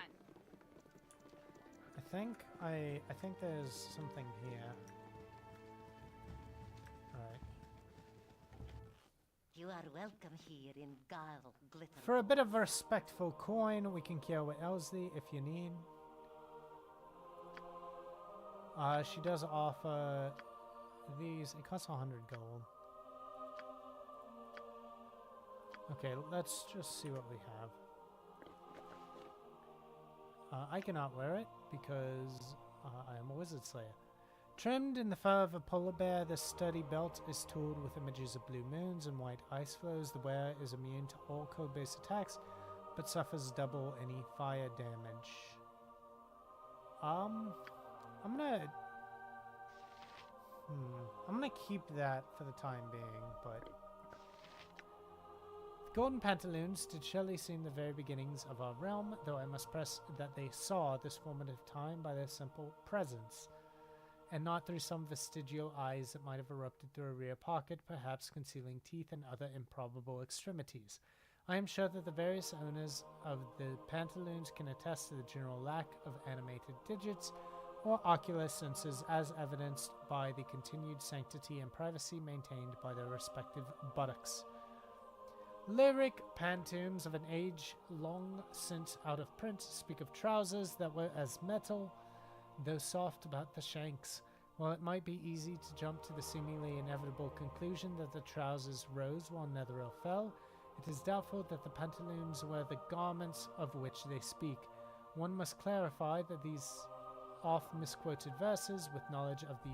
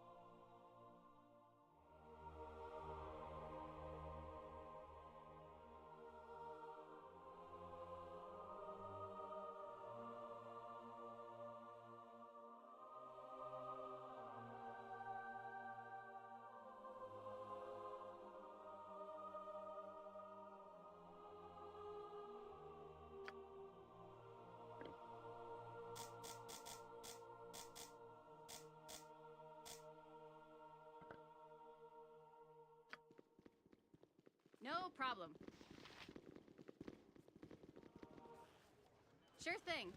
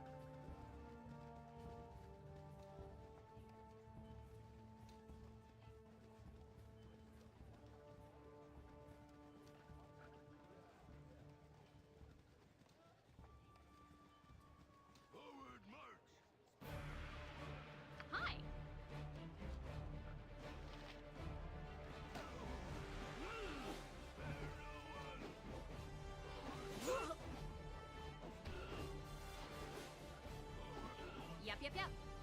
Yep. Consider it done. Hello. Consider it done. What's up? Consider it done. Uh-huh. No problem. If I should cure light wounds. Need something? No Hi. Also, that was the ring that we needed. Can do.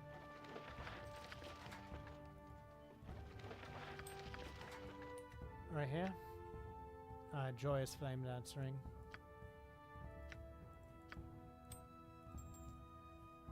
I'm gonna make sure everyone actually has a helmet.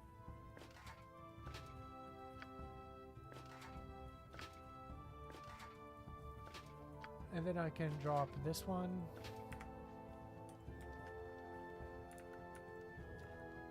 Yep, consider it done. And now we can turn it in.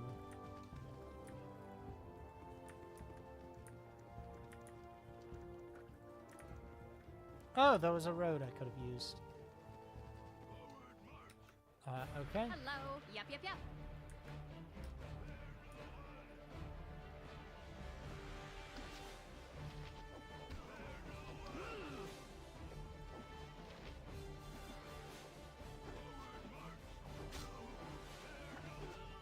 Beautiful. What's up? Okay. Uh-huh. Okay.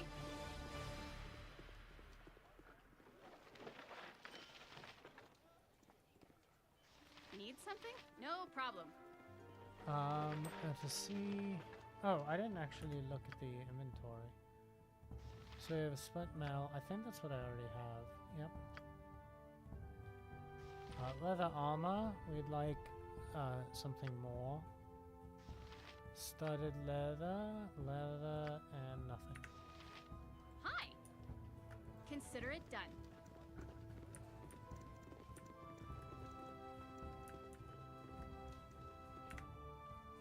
Actually,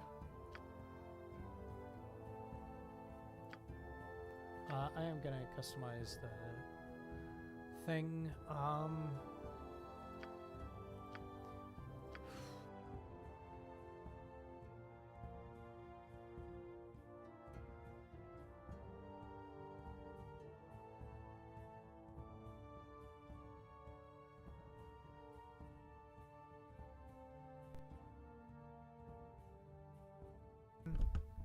I really need to play. I think it's the boom arm. I think it's a boom arm is causing problems. Okay, so aggressive. We don't have to worry about the lay on hands. Defensive. Attack any enemies she notices who are attacking the party. The character will not move far away from the party leader, so it won't like.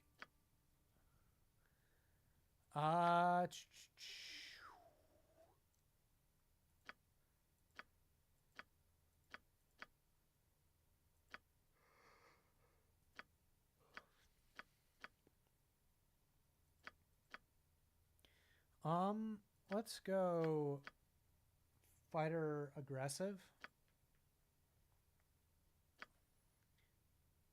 Jahira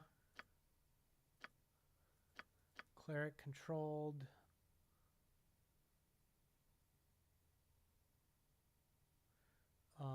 It looks like normal cleric aggressive. The cleric will begin to cast offensive spells.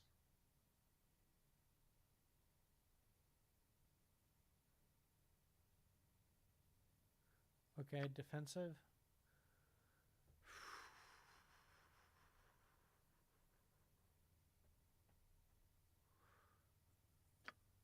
What does control do?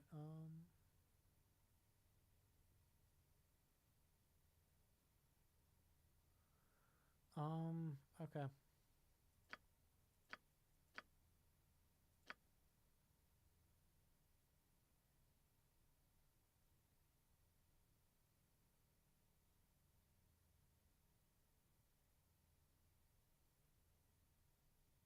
Okay. Yeah, let's go with aggressive. Now Montaron. He is a thief fighter.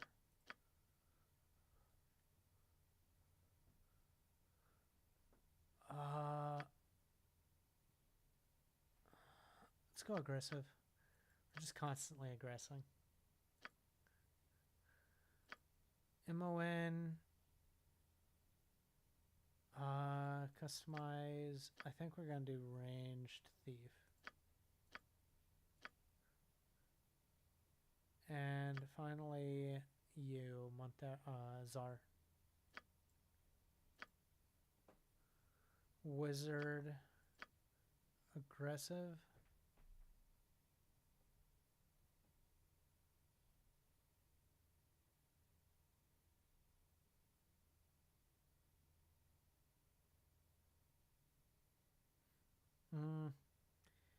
Mage must have an offensive spell. If she does not, then she will remain where she is standing and use any missile weapon.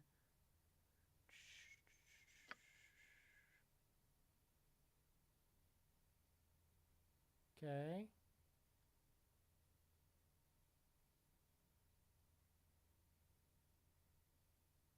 Okay. Wizard Berserk. The mage will begin casting offensive spells against any enemy as soon as she sees them. The mage must have an offensive spell memorized. Let's go with...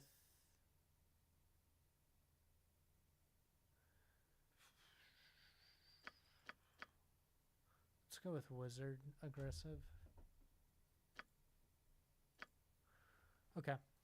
Cool. We made a beeline and ignored the road. Fun fact, beeline is actually from the word bee, you know, like the animal. Because so many people would, whenever a bee was finished with making honey and whatnot, so many people wanted it that they just made a huge old line. And honestly, halfway through the day, all the honey had been sold, so they call it a beeline because, you know, a lot of demand, not enough supply. Come on, is this it? Yeah, here you go. Sure Julia. thing. Yes? I thank you. This ring was a gift from when I set out on my own. Couldn't bear the thought of some smelly hobgoblin having it. You are a good sort, and I'll say so to anyone that asks. Gorion would be proud of your actions. It looks like we got a little bit of a, whatchamacallit, reputation boost, which is nice. Yep. Okay, I'm going to take a quick little break. I'm going to get me something to drink, and honestly, part of looking at the AI stuff was, like, my brain's not working. I need some caffeine in me. So I'm going to go ahead and set that up. I'm not ending the stream. We're just going to go to a loading screen real quick.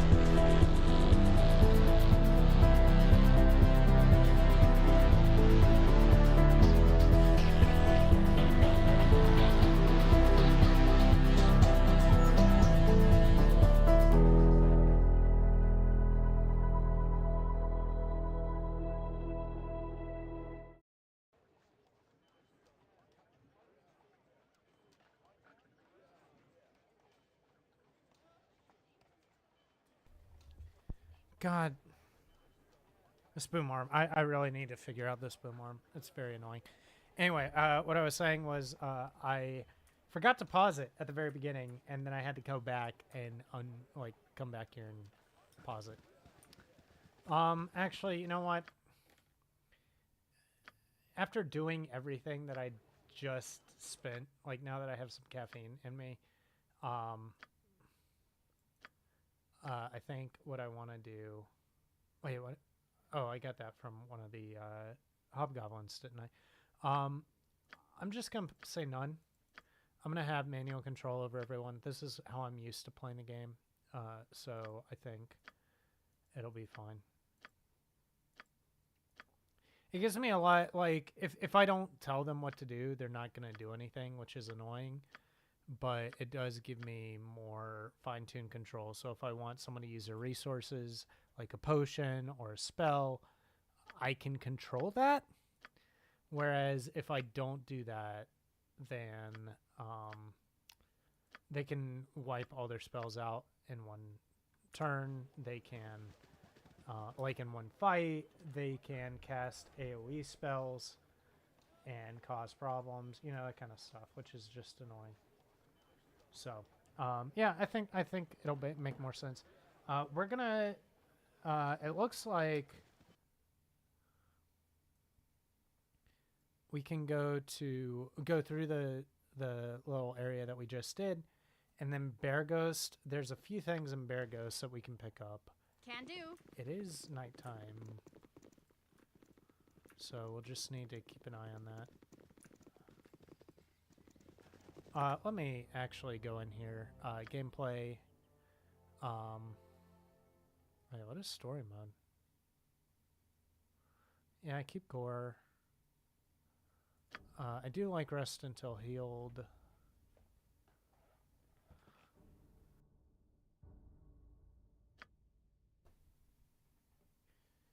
I'll keep the max HP on level up just to give us, you know, it's not...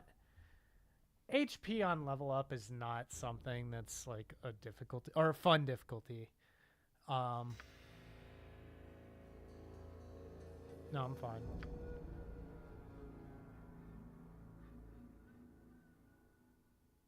Yeah, I think switch melee. Yeah, that's better.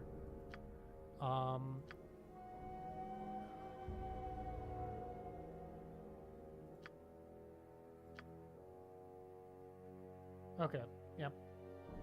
We are in core rules. That's fine. Assign keys.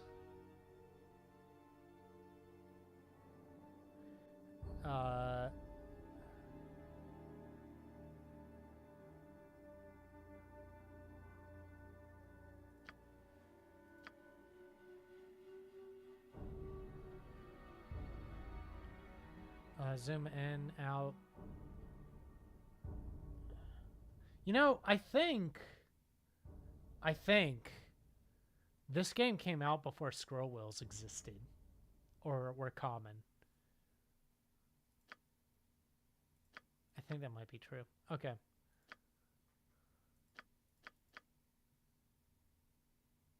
Wait, what? Oh, I can map these to keys. So if I want a key to cast magic missile, for example, I could just, okay, that's weird. Wait, what is feedback?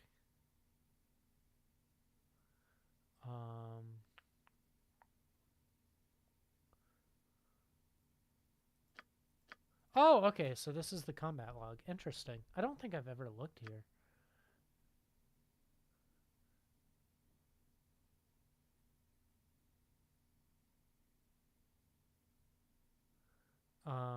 Show attack animations only when characters are making real attacks. Otherwise, these characters go through attack animations throughout a round. Yeah, I'd rather do the whenever we're actually making attacks would be better.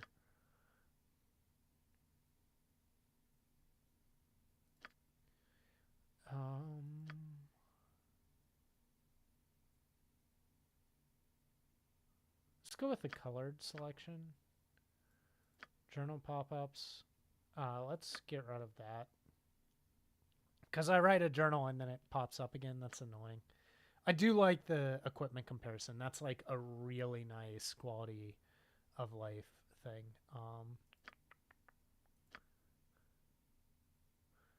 No, to hit rolls is probably just not going to be great. Okay. Done. Auto pause. So you can auto pause to actually make this into like a D&D round by round combat. No. I'm going to do this with trap found so that I don't accidentally walk into a trap.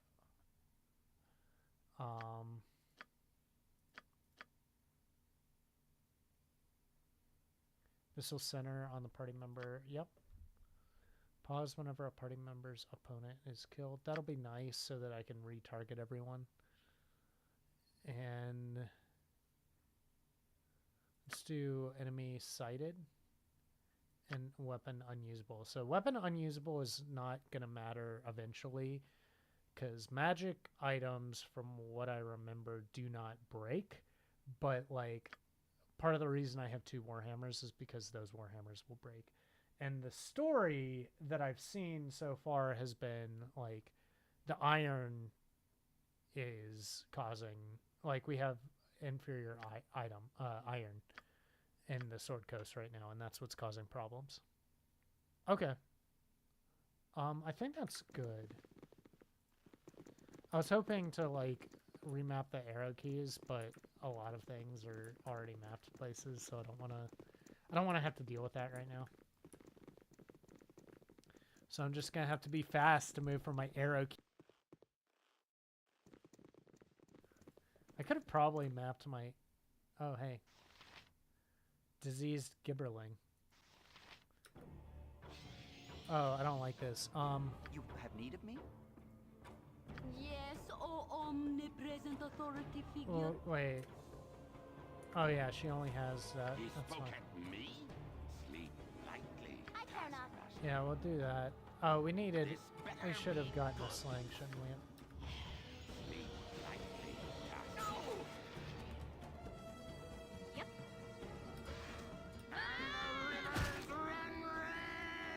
Hello. And the rivers run red. Yep, Okay, yep. cool. Wait, oh, wait. No, we cut them all. Nice. Go ahead and quick save.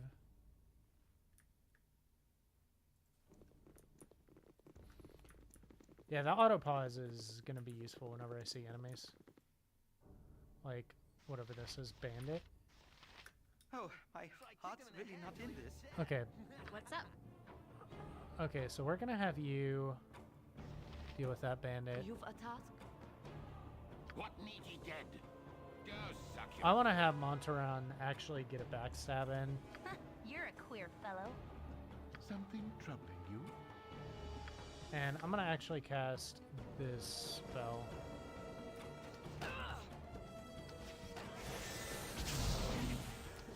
Could do no other.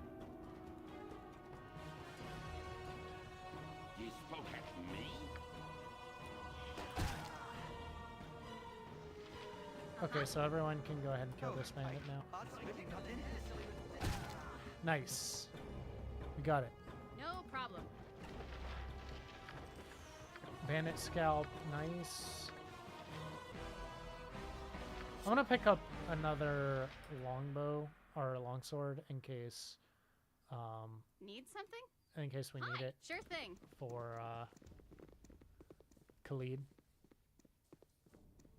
Because Khalid uses those. Okay. So I also want to see if anyone else is missing armor. I think we have everyone covered. Okay. We do. So we can drop this.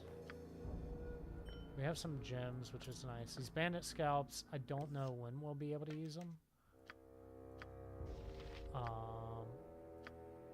probably need to hand these over to Emlyn. Give this to Khalid for his extra sword. Because she's actually using her bow all the time. Okay. Nature's servant awaits. Time to heal up.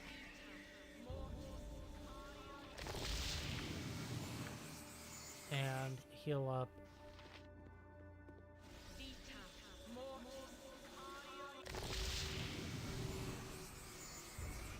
Yep. Okay.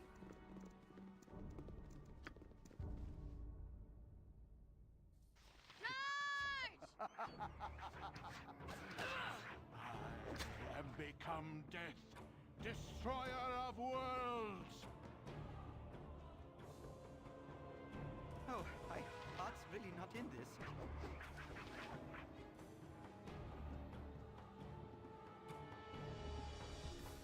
God damn it. Okay, 1 minute. This is like very annoying, this boom worm. Constantly causing issues.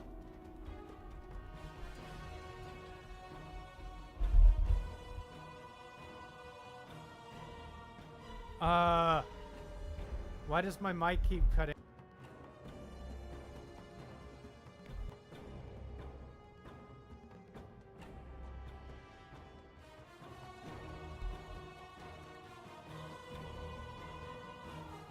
I made a hilarious commentary about Death, Destroyer of Worlds, Oppenheimer, this being relevant, even though it was made like 20 years ago. I think it was made in 98. Maybe it was 2000. Let me look real quick. Baldur's Gate. Apparently is MON in Baldur's Gate 3. One of the like most asked questions. Okay, so it first came out. So yeah, Beamdog has made the enhanced editions, which is what I'm playing now. I do own the non-enhanced edition, by the way. I've bought this game like 8 times, like 3 or 4 of the original ones. And 3 or 4 of the enhanced editions. Okay, so come on. Yeah, it came out in 98. This game that we're playing, this is the enhanced edition, but the original came out in 98. The expansion, Tales of the Sword Coast, which I think is bundled in this, came out in 99.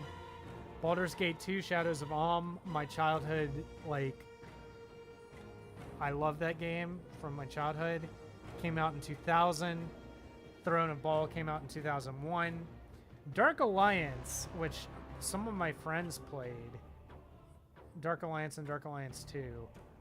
That came out in, like, 2004. I've never played it. Oh, wait, no, you're still attacking.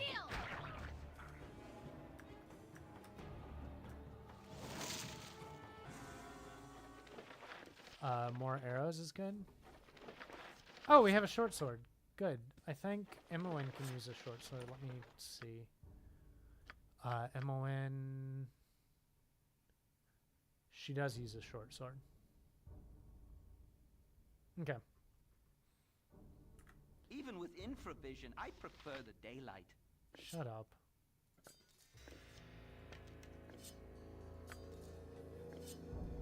Okay, so we are going to give you that. And now that we have... I'm pretty sure that a lot of the enhanced editions were available as mods back in the day. Oh, what does this guy have? Hey. Must dash to Berghost, I must. Governor Keldath must be told of the extra troops being sent his way. Berghost is to be garrisoned in case of Omnian attack, though Om has denied such intent. Of course they would deny it. The snakes make way for the messenger. Okay, interesting. Add entry.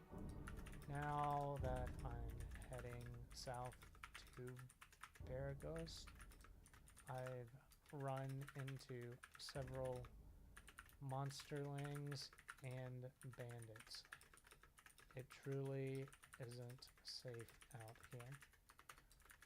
There seems to be some amount of animosity between these lands and to the north. There might be a war coming in the near future. Also, I have no idea if any of this is true. As I've said, what's up? I have never actually gone very far past Nashkel, the mine, iron mine shortage that we're handling now. So I don't really know what the plot, except in very broad terms, of Baldur's Gate 1 is. And one of the things that I love about Baldur's Gate 2 is you miss some of the character interactions. Like, for example, the interaction between Emmowen and the main character, or I think he goes by car name in mods because that's what you use whenever you're modding them. The relationship between Emmowen and the main character, Daryl in this case, is important, and I don't think you get a good sense of that through Baldur's Gate 2, just because, like, here you're level 1, right? You're childhood friends, basically. Like, you've known each other for like 10-ish years, and like there's elements of watching that happen and going through all of Baldur's Gate 1. You just have more time. Okay. Whereas with Baldur's Gate 2, you don't really have that sense of connection, which is actually really important. But aside from that, like, Baldur's Gate 2 is its own game. You don't really need to know that much about Baldur's Gate 1 to enjoy Baldur's Gate 2. At least I didn't when I was a kid. Okay, 4 hours to Berghost. What do you need? Beautiful. Need directions? You seem a friendly sort, so I thought I'd offer my services as a guide. What do you need from the town of Berghost?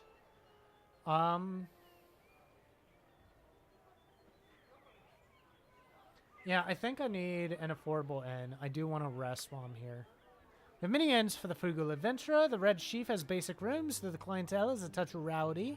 There's also the Burning Wizard and the Jovial Juggler, which have finer suites. The Red Chief is near the center of town, as is the Burning Wizard. The Jovial Juggler is a bit further along and sits on the southern edge of the city. Thank you for your help. No problem, friendo. Enjoy your stay. So Jovial Juggler is Consider it near the whatchamacallits, the spiders, the spider quest that we have for that gnome. That is across the street from the Jovial Juggler, so that's toward the south of the city. Let's just wander around a bit. What is this? I don't know what that is.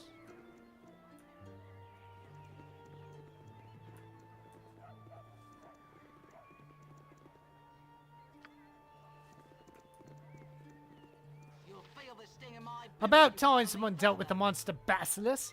He's killed so many, it's disgraceful that he's been allowed to continue so long. Hopefully the reward will speed up his capture. Huh. Yes? Where did Basilisk come from? No one's sure, but I heard he might have lived at Zentel Keep before it was destroyed. I thought everyone died when it crumbled. I curse the fates that he lived through it. Huh. Yes? The City Watch cannot protect us from raids. What am I paying taxes for? I would be better off hiring mercenaries than trying to rely on the city guards. Nobody is fool enough to want to guard my caravans, though. Cowards all. Guess I'll just wait out the crisis here. Okay, so he must be a merchant. Something on your mind? Blasted halflings talk in circles. I don't know which is more treacherous. Firewine ruins or Gulliken north of it. Keep an eye on your purse strings if you wander through that area. Okay. Interesting. I'm gonna make a note of that. So, it sounds like there's a bounty on I think it's Bacillus, a murderer. Might be interesting to pursue if I have the time.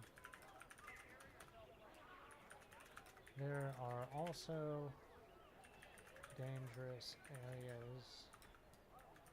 Firewine, something another. And Gully can to the north. Might there be treasure there? Might there be treasure? Interesting. Okay. You need something Now, strange. Smith Tehrom's been hit pretty hard by the iron shortage. His prices have only gone up because of it. Normally he is so reasonable and better work you won't find anywhere. If you need any weapons or armor, he's the man to see. Okay. So we have a commoner, more commoners. Hello, mate. You look a friendly face. I have merchant relatives that routinely make the trip along the Coastway Road. They have said that the route they travel is normally bustling. Surely this could be a veritable floodgate of iron if the need were great.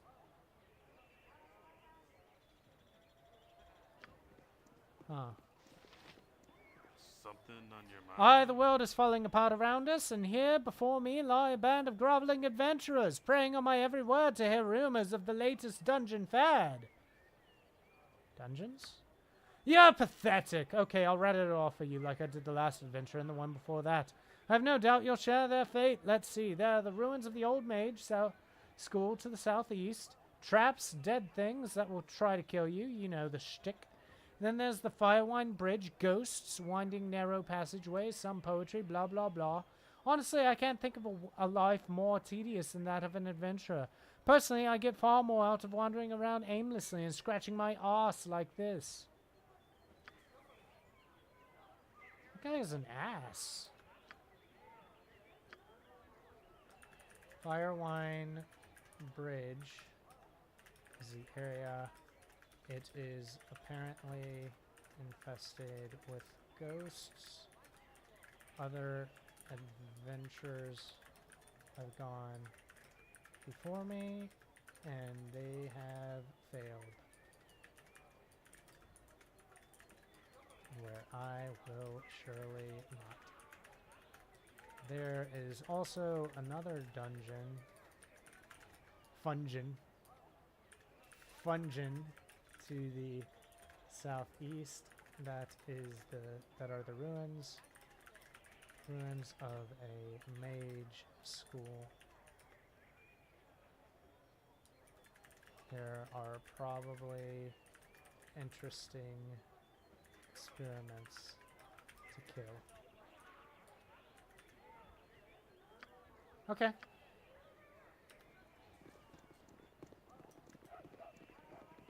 I don't see any map markers.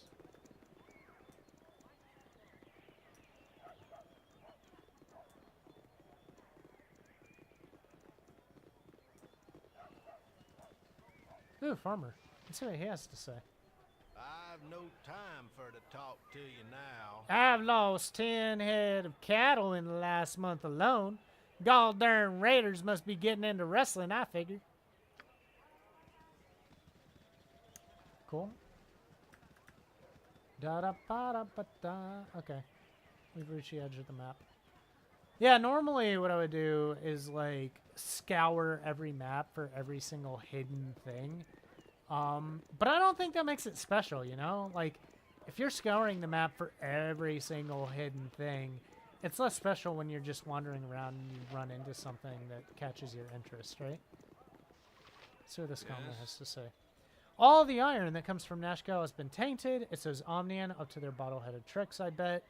We should just march over that little mine of theirs. I bet they are faking all the trouble so as to weaken our guards and soldiers. Well, we will be ready when they come. Okay, so a lot of people are thinking it's because of Interesting.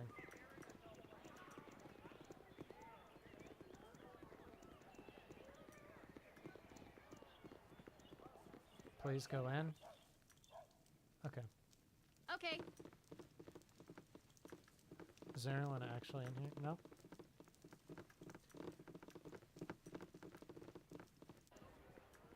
I'm just checking out these houses now because I can't see their whatchamacallit. Can do. Like their doors to go in. Okay.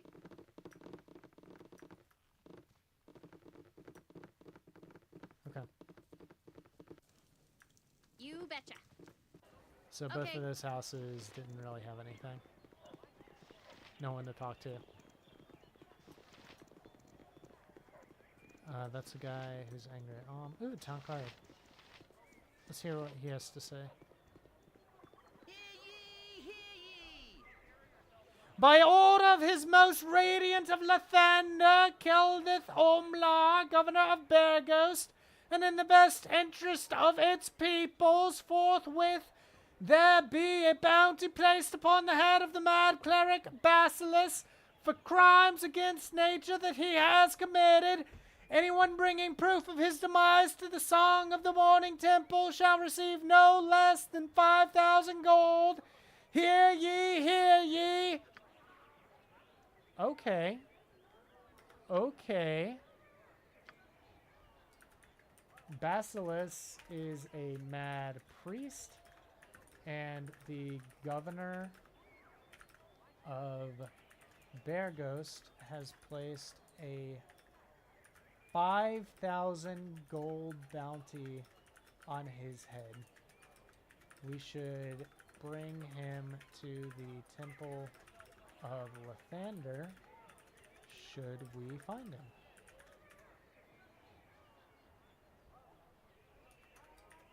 Why would a priest go mad?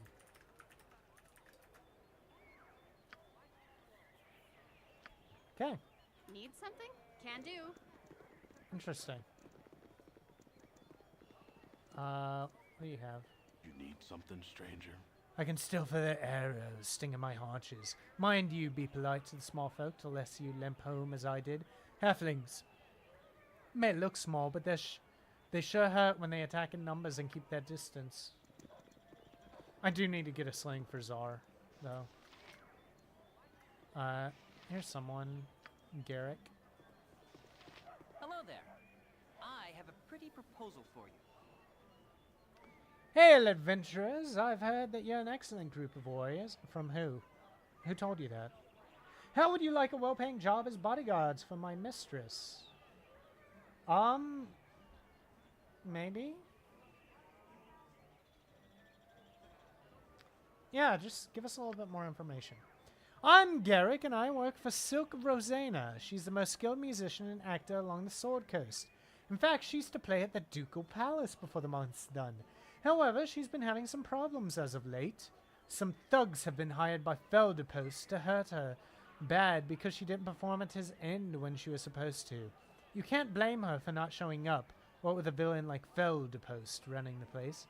She needs mercenaries to protect her until she's ready to go to Baldur's Gate.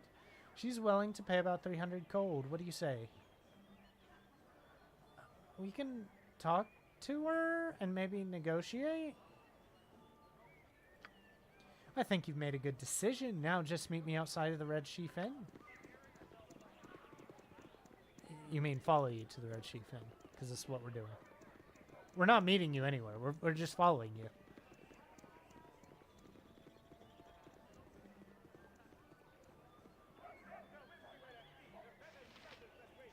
Greetings, mercenaries. I am Silky, Thespian extraordinaire. So, Garrick, these are the only mercenaries you could find? I guess I'll have to do.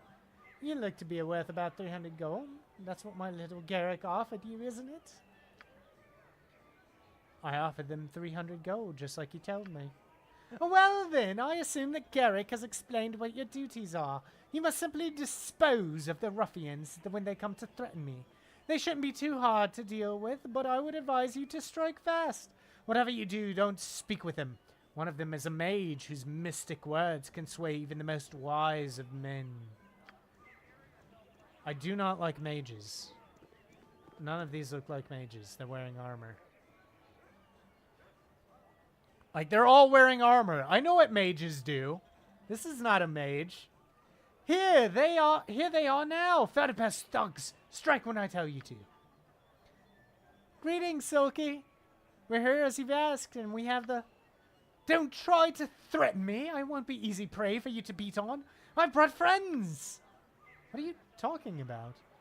We're here with the gems that... Shut up! There'll be no weaseling out of this one. Strike now! Kill them all! We're not gonna murder these men. Our deal is off! In any case, you're probably too cowardly to be any good in a fight. I'll deal with them myself after I deal with you. Hi.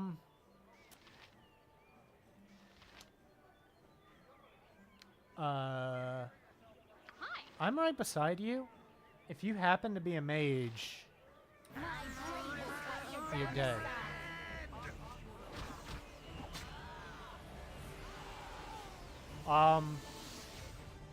What was that, Silky?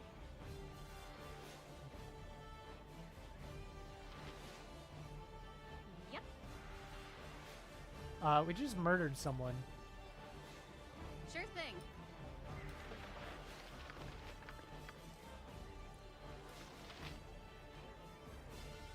Hello there. We thank you for stopping the evil witch before she killed us. Here, take this as a token of our appreciation. Nice! I can't use potions either. Okay. Yeah, I can't even use potions. Good thing they let me use, like, potions of healing, at least. Let's give this to Emmoen to see if she can identify. No, she can't. What about Czar? Nope. Okay. So I'll keep it here. I'm gonna give this to Khalid in case he can make use of it sometime in the future. Potion of invulnerability.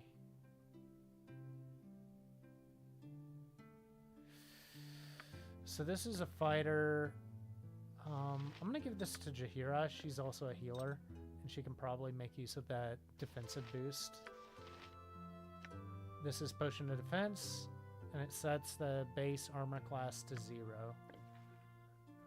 I'm gonna give this to Khalid. Okay. Healing potions always seem to be an exception. Oh wait, I need to talk to Garrick, don't I? Yes, sir. Silky's dead. I guess she had it coming. You can't be evil like her and expect to get away with it. I'm out of a job now. Would it be too much to ask if I just couldn't join with you? We don't really need anyone else right now. And so he just leaves. You're at the end of your rope, Oh no. You're at the end of your rope, I'll wager. Not that it's anything personal, you understand. But I'm afraid your time on this here ball of mud is just about done.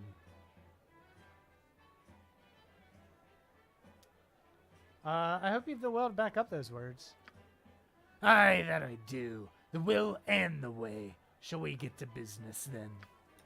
Wait, so there's people here. Guess we're doing this violently. Oh shoot, he just hurt, like real bad.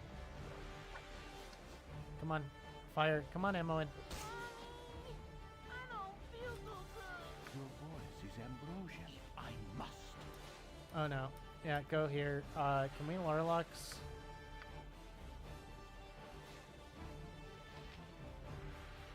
Okay, everyone else Sure thing. go over here. Stop touching me! You go ahead and get your HP back. Nice. What's up? Yeah, these people that are murdering thing. me is it's kind of annoying.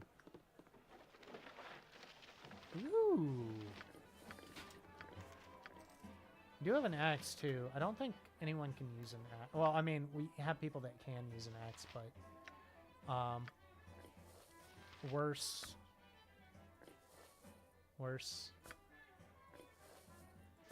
Jahira can wear it. Did she lose her druid spells?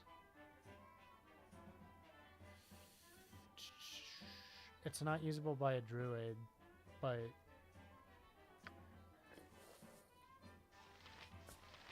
it didn't say spells were disabled, so we're probably fine. Because she's a fighter druid. Let me double check real quick. Yes, Jahira. Yeah, she can still cast spells. Uh-huh. Okay, nice. Okay, cool. Let's go in here. What is this? Medium shield?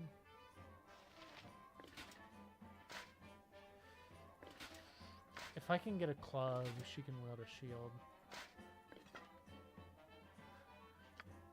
Nice! I can still equip it. Even if she can't use it. What do we have here? Be it known to all those of evil intent that a bounty has been placed on the head of Daryl, the foster child of Gorion. Last seen in the area of Candlekeep, this person is to be killed in quick order. The offer has been extended to all appropriate guilds. Those returning with proof of the deed shall receive no less than 350 gold coins.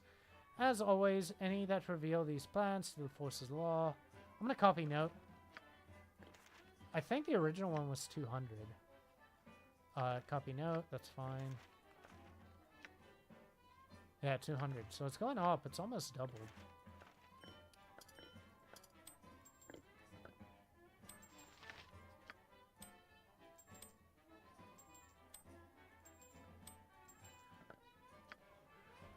Need something? Hi. You betcha. Ooh. Named person. Weird things have been afoot lately. Hello, you wouldn't have happened to see a big loutish guy with a dog's head on him around here, would you? You heard me, a dog's head, and breath that could peel paint, too. I know. Yeah, I know. There's one old up in the hills due west of here, close to the high edge. Damn thieving bull first stole my short sword 2 days back.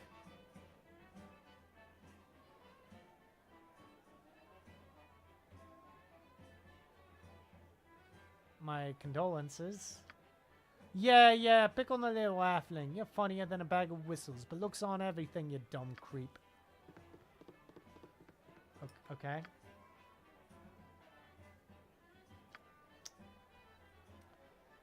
As I entered an inn in Fair Ghost, another assassin attempted to take my life.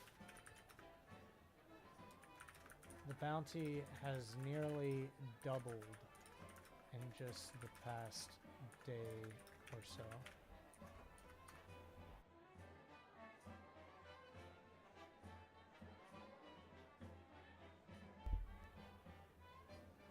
I didn't even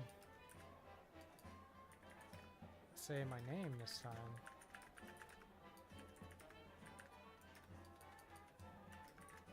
I suppose the guilds and individual mercenaries have an accurate description already. Some poor halfling had his short sword stolen by gnolls. He seemed to think I was making fun of him. Why do people always think the worst of me?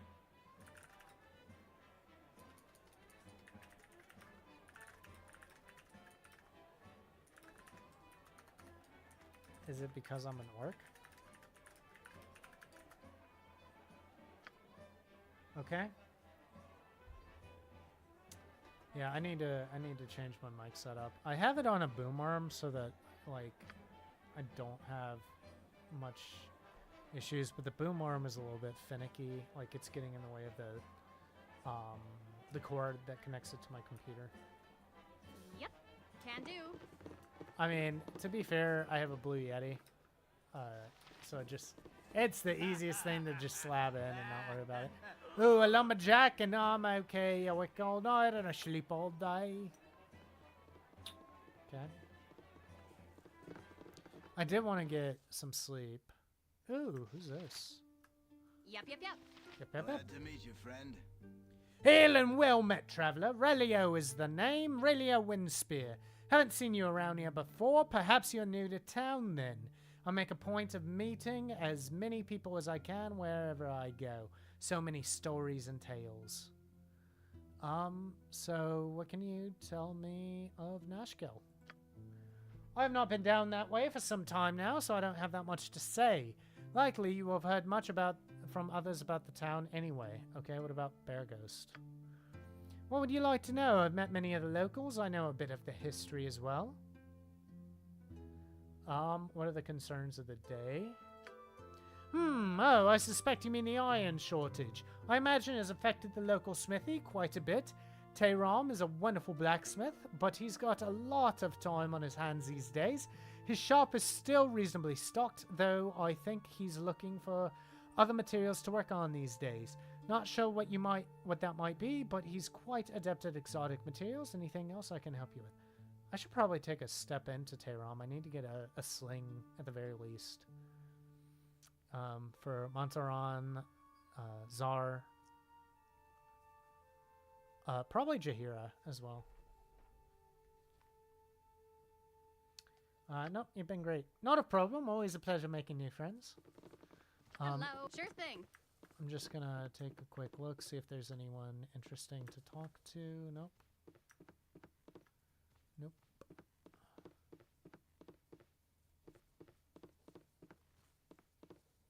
Hopefully it's not a war with That would be very unfortunate. Wait, what just happened? What was that? What's up? Yep.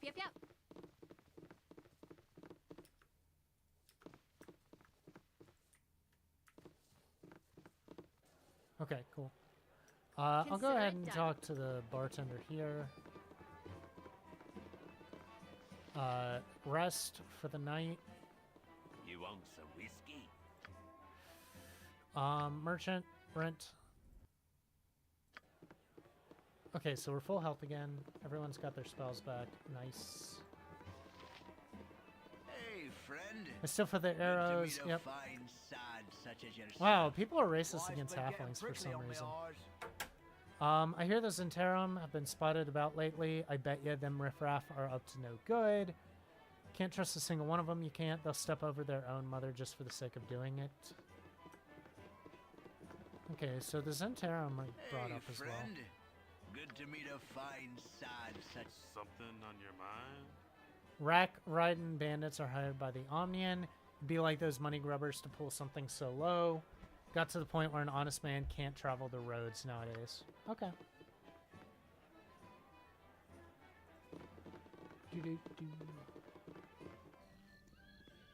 Oh, it's night. Can do. Okay. I think that was locked, yep.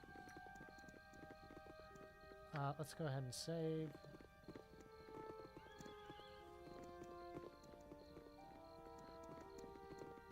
Just taking a quick look around the town.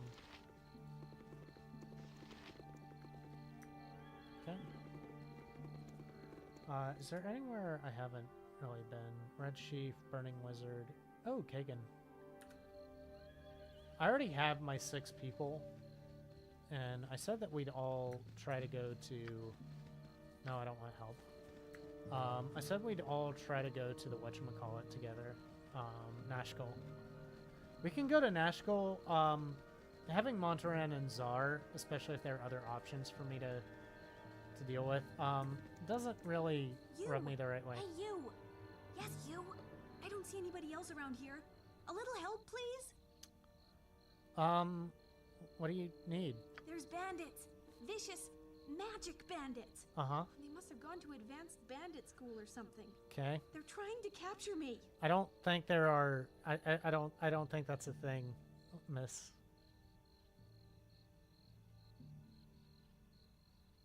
Magic bandits? Yeah, I mean... I don't doubt that, like, a low-level wizard or something might resort to banditry to pay off student loans and whatnot, but I would suspect that any kind of magic casting bandit that is worth their salt is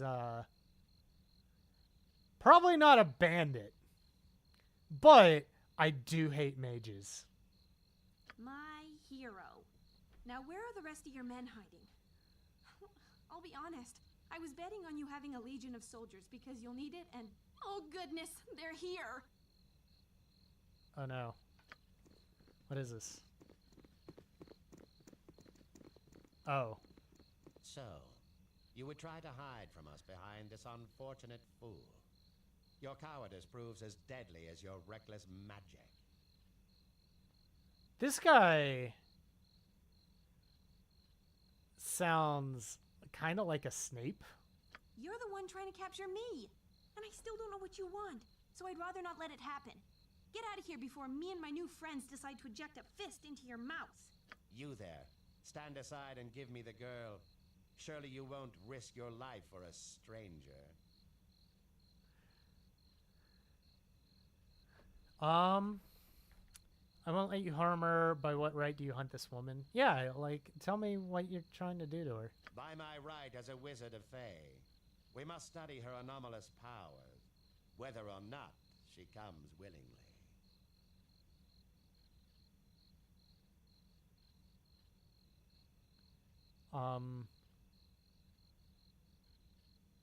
Let me guess. By study you mean dissect. I really hate. I hate the wizards. You shall not be privy to my methods. I'm not a half-orc. I'm an orc. She is a danger to both herself and others. Hand her over now, or I shall cut you down. If you wish to die for this wild mageling, so be it. Okay. Away with you, you pompous creep! Wait, what did she just do? Did she teleport him away? Where did you go? Oh yeah, she did. We can't let her escape. Slaughter them all, and we'll sort this out once we find him. Okay. Montaran's just back here. Okay. Nira is there. Okay. So we're actually pretty spread out. That's interesting. What you want? Okay, so I'm going immediately after the wizard. Yes? Khalid, I need you to handle one of the bodyguards. Jahira. Actually, Jahira, use Bless. We have this for a reason, right? This better be good. See if you can hide in shadows. Emmeline, go after the other bodyguard. Something troubling you? And you, cast a spell at that one. What need he dead?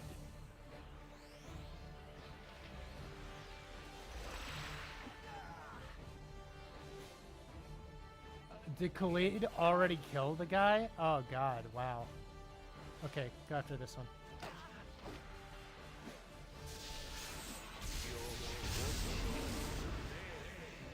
Need something? Voice is ambrosia. Go after the wizard. You spoke at me? Go after the wizard as well. Wait, did we just murder him? I have become death. Yep. Destroyer of worlds. Oh. Oh god. We just screwed those guys, man. Can do. I'm really sorry about what Wow. just happened. I didn't want to involve you, but if I hadn't run into you when I did, they'd be elbow deep in my brains right now.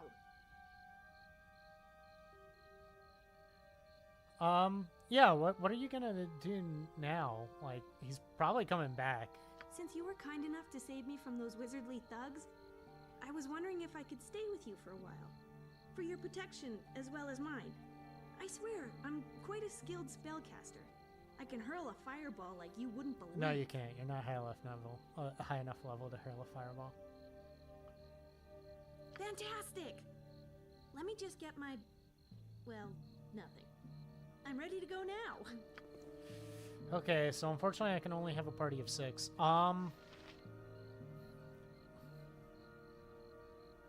Yeah, I'm getting rid of Zar and Montaran. If I were smart, I would have taken those scrolls from Zar first. You're letting me go? But we have shared so much, so many good times. This is truly a sad day indeed. Goodbye, so sad. Blah, blah, blah, and all that rot. Come along, Montaran. You're my counterpart, and we shall not be separated. What's up? Okay, cool. Let's see what she has. First of all, script, none. Done. She has quarterstaff proficiency. Okay, let's see what her biography is. When asked about her past, Nira says she has been on the run from red wizards for months and months. She seems quick-thinking and a little glib, but you have heard that wild mages are among the most powerful spellcasters, as long as they don't have an accident. Despite her cheerful and capricious demeanor, you sense her past haunts her. As much as she loves unleashing the powers of her wild magic, she also seems to fear the harm it can cause. Okay. Cool. Let's see what her inventory is like. Ooh, I need that. I'm taking this. She does have a sling already, which is nice. And she also has her own +1 staff. When the staff strikes a target, there's a 10% chance that either the target or the wielder will take 1 point of fire damage. Okay. So a little bit more chaos, and I need this gem thing so that I can handle that. And I'm going to hand this over to Nira to see if she can identify it, which she cannot. That's fine. We shall figure out what to do with that eventually. Okay, let's go ahead and grab all this equipment. Nothing worthwhile. Nothing worthwhile. What's that smell? Ugh, never mind. Don't want to know. What's that spell? Oh, it's dead people. Okay. She also has robes. +1 AC versus missile attacks and +1 on her save. Okay. Traveler's robe. Okay. Need something? That's unfortunate. I would like to actually have... Okay, that was Bless leaving. Maybe I can still find Garrick if he's around. I should probably end soon. I've been playing for 3-ish hours now. I have a few projects that I need to work on tonight if I can.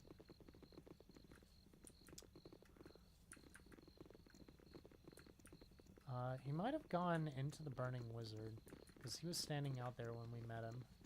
Let's see if we can find Garrick in here.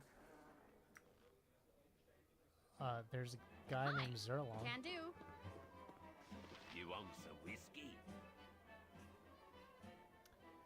Been a few days. Okay. Leave me be. I don't know why supplies of iron ore are dwindling. Can't a simple increase in trade solve the crisis? Baldur's Gate is a major route between Waterdeep and Orm. I suppose the bandits have the whole area almost completely cut off, and it would cost a lot to send troops out this way. Don't they realize how serious this is? Life's been getting pretty. The world is falling apart around us. Oh, this is just that thing. No. Come here. Talk to me, bro. I wish I had my old tobacco pot. Damn blasted hobgoblin bullies pulled the boots right off my own 2 feet and headed into the Badlands right south of Bear Ghost. I'll pay you 100 gold pieces to show him his boss and get those boots back. Hey, isn't that Keldath Omla? He stole 25 gold. What a dick. Ooh, spend Can do. Eh, what? Leave it to me. To Firewine with ye. I hope he gets the gout. I don't need your back talk. Get lost.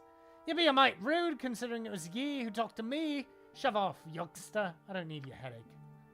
I'm tired of these rude-ass people. I really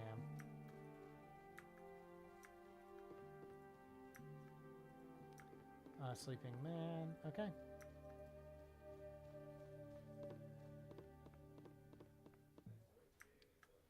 Yep. Alright. So... Okay. What is it this time? Hello. Okay, beautiful. What's up? No problem. I'm gonna see if Garrick...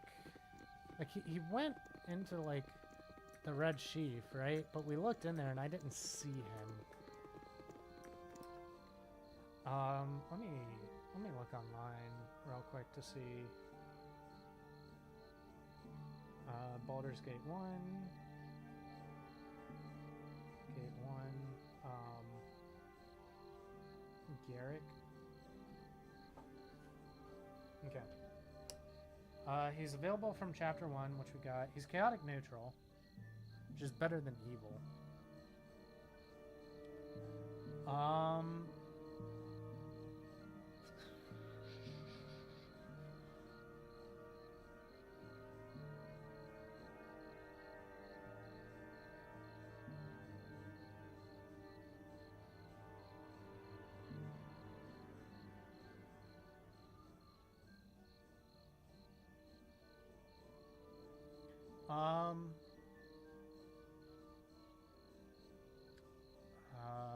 A minute.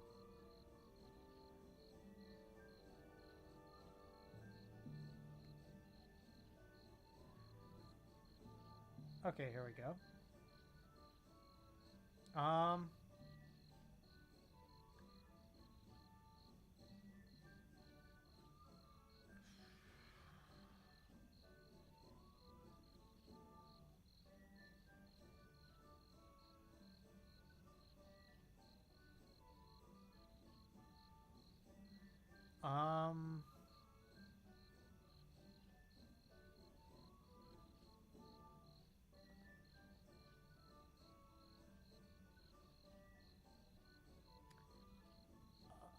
Apparently, he just vanishes. Like, I'm never gonna see him again.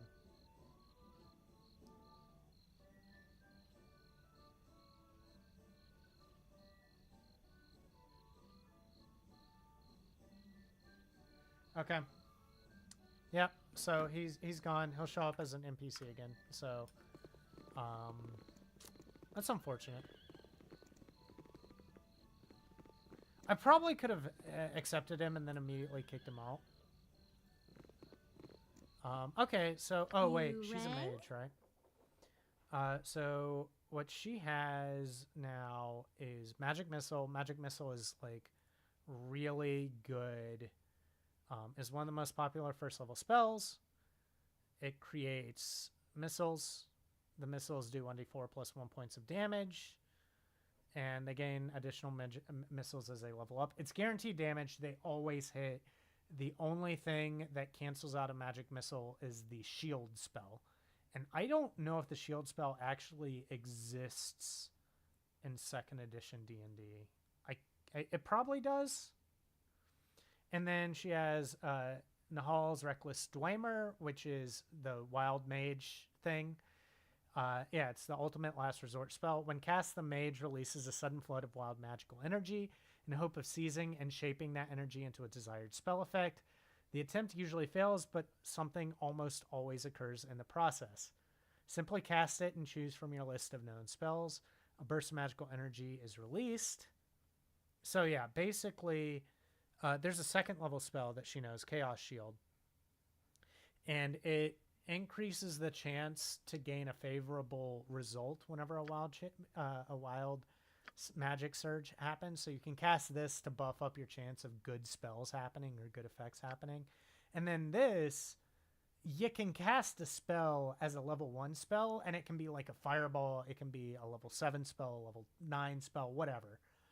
But I think you have a less of a chance of it going right the higher the level gap is. But as you gain levels, as you can cast that Chaos Shield, there might be other... Improved Chaos Shield is a 7th level spell. But yeah, so this is like... And just random interesting stuff happens because of it. So I'm okay with keeping it. Color Spray is also a really amazing 1st level spell because you can cast it on like a group of mooks, like kobolds or something like that are coming your way, and you can blind or make them fall asleep or something like that. It's good. It's good. Okay, so I'm going to go ahead and save it here. I need to focus on a few other things, so... yes. Alice, and that was one of my images that I got. Where is that? Oh, we're still in the prologue with Alice. Okay. I've played this enhanced edition on several different computers, and I think the one that I actually got decent ways in was my last computer. That computer, it seems to be working now. I'm looking at it. It's a laptop. It's under my desk. I got Gloomhaven. I think it was like 2 years ago. A little bit less than 2 years ago. I got Gloomhaven when it came out on PC. I was playing it with some friends, and my computer, my laptop, which is a gaming laptop, and now it's like 4 or 5 years old, I think. It could not handle that for whatever reason. It kept overheating, and I don't know exactly what was going on, but like it started smoking whenever I turned it on, which is why I decided I needed a new computer, and I decided to go with the desktop, which is a computer that I'm using right now. But I was desperate to get some stuff recently off of my laptop back in March, and it didn't work. The battery had died. Like, it had been so long since I had plugged it in. So I plugged it in, tried to get the battery up, and I was hoping that I would be able to use it for long enough, because it only like was smoking whenever it was plugged into the wall, like plugged into an outlet. We're going to go ahead and save you. Plugged into an outlet, and I was hoping that I could charge up the battery, unplug it, and use the life, like the battery life, which is like 4 or 5 hours, I think, maybe less, in order to get this stuff off the laptop. But it just worked. It didn't have a problem with the smoking up or anything like that. So I don't know what changed in the year and a half or however long it was, but yeah, it's great. The thing is that it's less powerful than the desktop that I have now. First of all, it's a laptop, and gaming laptop, gaming desktop. The gaming desktop is generally going to be better, and it's also 2 to 3 years older than my gaming desktop. So it's just older. I have a pretty... What is that? What? I don't know what my graphics card is, but it was either top of the line or right below top of the line when I got it. It's probably not the best now. I mean, I know it's definitely not the best now.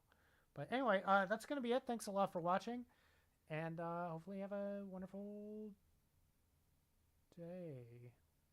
Wait a minute. I didn't do what I wanted to do. Yeah, I didn't even... Yeah, I didn't add an entry. I met a young man by the name of Garrick, who was working with a rude, though everyone in this world is rude, apparently, so that's not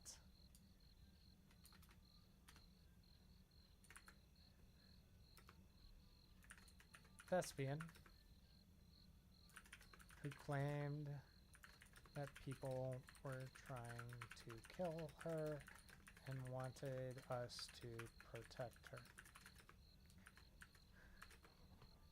The people who arrived were obviously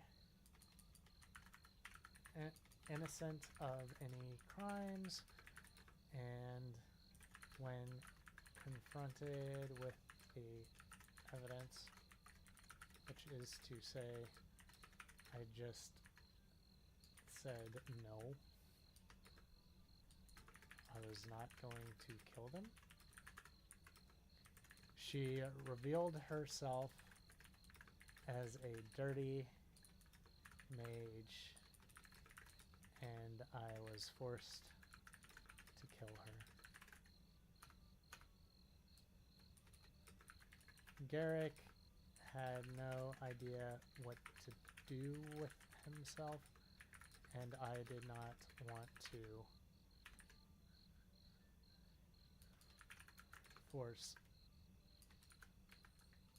Czar the group until we arrived at Mashkel, so he left forever. Goodbye, sweet Garrick.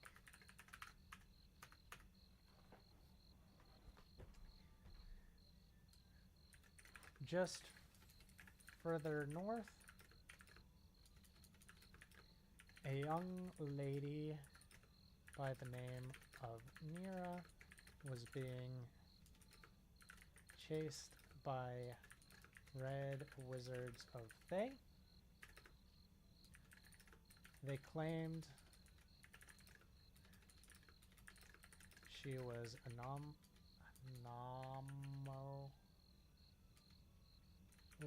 and they needed to study her for the world's protection. I told them I would not let them keep her.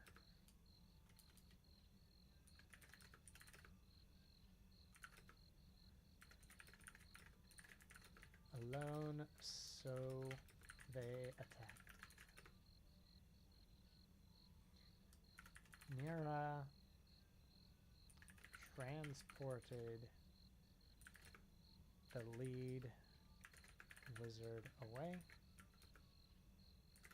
and we managed to take care of the others, which was just one wizard and 2 bodyguards.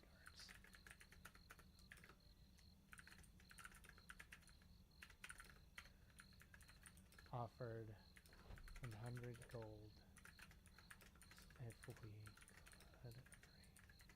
retrieve his boots. They are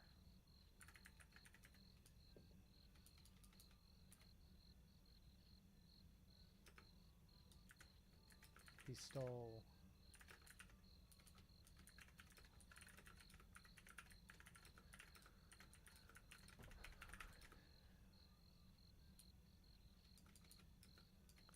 I'm not very well inclined to help him.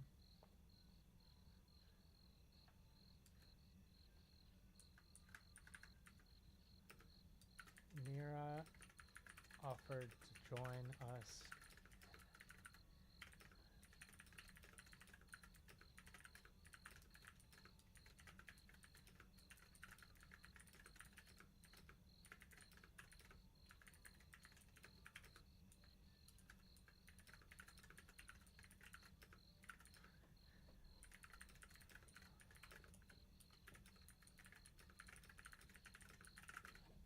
Okay. Okay, I just wanted to get that out of the way. Okay, now we can save. Nope. Save. Save. Overwrite. Beautiful. Okay. Thanks a lot for watching. Hopefully I'll see you again next time. I imagine it'll probably be Tuesday before I come back to it. Maybe a little bit later. We'll see. I really, honestly, it's been so long since I've played this game. I really want to go through Baldur's Gate 1, go through Baldur's Gate 2, and then go into Baldur's Gate 3. I've owned Baldur's Gate 3 for like more than a year now, when it was in early access. I've heard everyone like gush over it, so I'm excited to play it. And I'm super happy that so many people are playing D&D games, but also like discovering Baldur's Gate as a franchise. I don't think a lot of people are going to go back and play these games, Baldur's Gate 1 and 2. Just because it's like, this is 2nd edition D&D, not 5th edition D&D, so the D&D versions are very different. This is a lot more finicky than 5th edition D&D, presumably. I haven't actually played Baldur's Gate 3, so I don't know how they translated that, how the mechanics are. I do like the Divinity Original Sin series, which was also made by Larian. So I'm assuming it's going to be similar to that, at least in the broad strokes of like tactical turn-based, as opposed to this, which is like pseudo real-time with pause. But we'll see. I don't know. But like, I've had similar instances of friends getting into role-playing games because of a new franchise. So I think Fallout is the other example that I can go with, is like people got into Fallout with Fallout 3 when Bethesda took it over and made their own thing. And they tried to go back and play like Fallout 1 or Fallout 2. And it's just, some people can't play it. And I get that, right? Like I'm trying to think of an instance of that. I understand it, even if I don't experience it myself. Like, I think the video games that I've played, I started playing these kind of games when I was like super young, and like seeing these like old games and the old UI and the kind of jankiness of it. Like, for example, having to use the arrow keys instead of WASD for moving the map around. I'm used to that kind of stuff, and if anything, it just makes me feel this nostalgic want of going back to that and reminding myself of when I was a kid.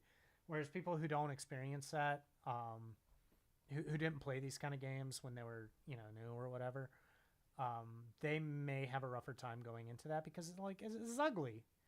And I'm not saying that the game is ugly. Like, one thing that I love about these kind of isometric games is, honestly, they have the ability to like make full-on paintings, like gorgeous art for the backgrounds, and then add in the whatchamacallit, like the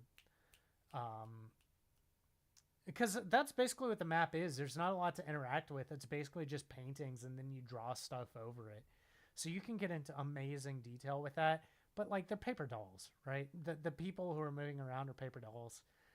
It's just kind of old and jank and not like a cinematic experience, I guess. Like even when you look at the cutscenes, they're like older. And honestly, I wish more games would go into that, because like you can make really amazing games without having to break the bank.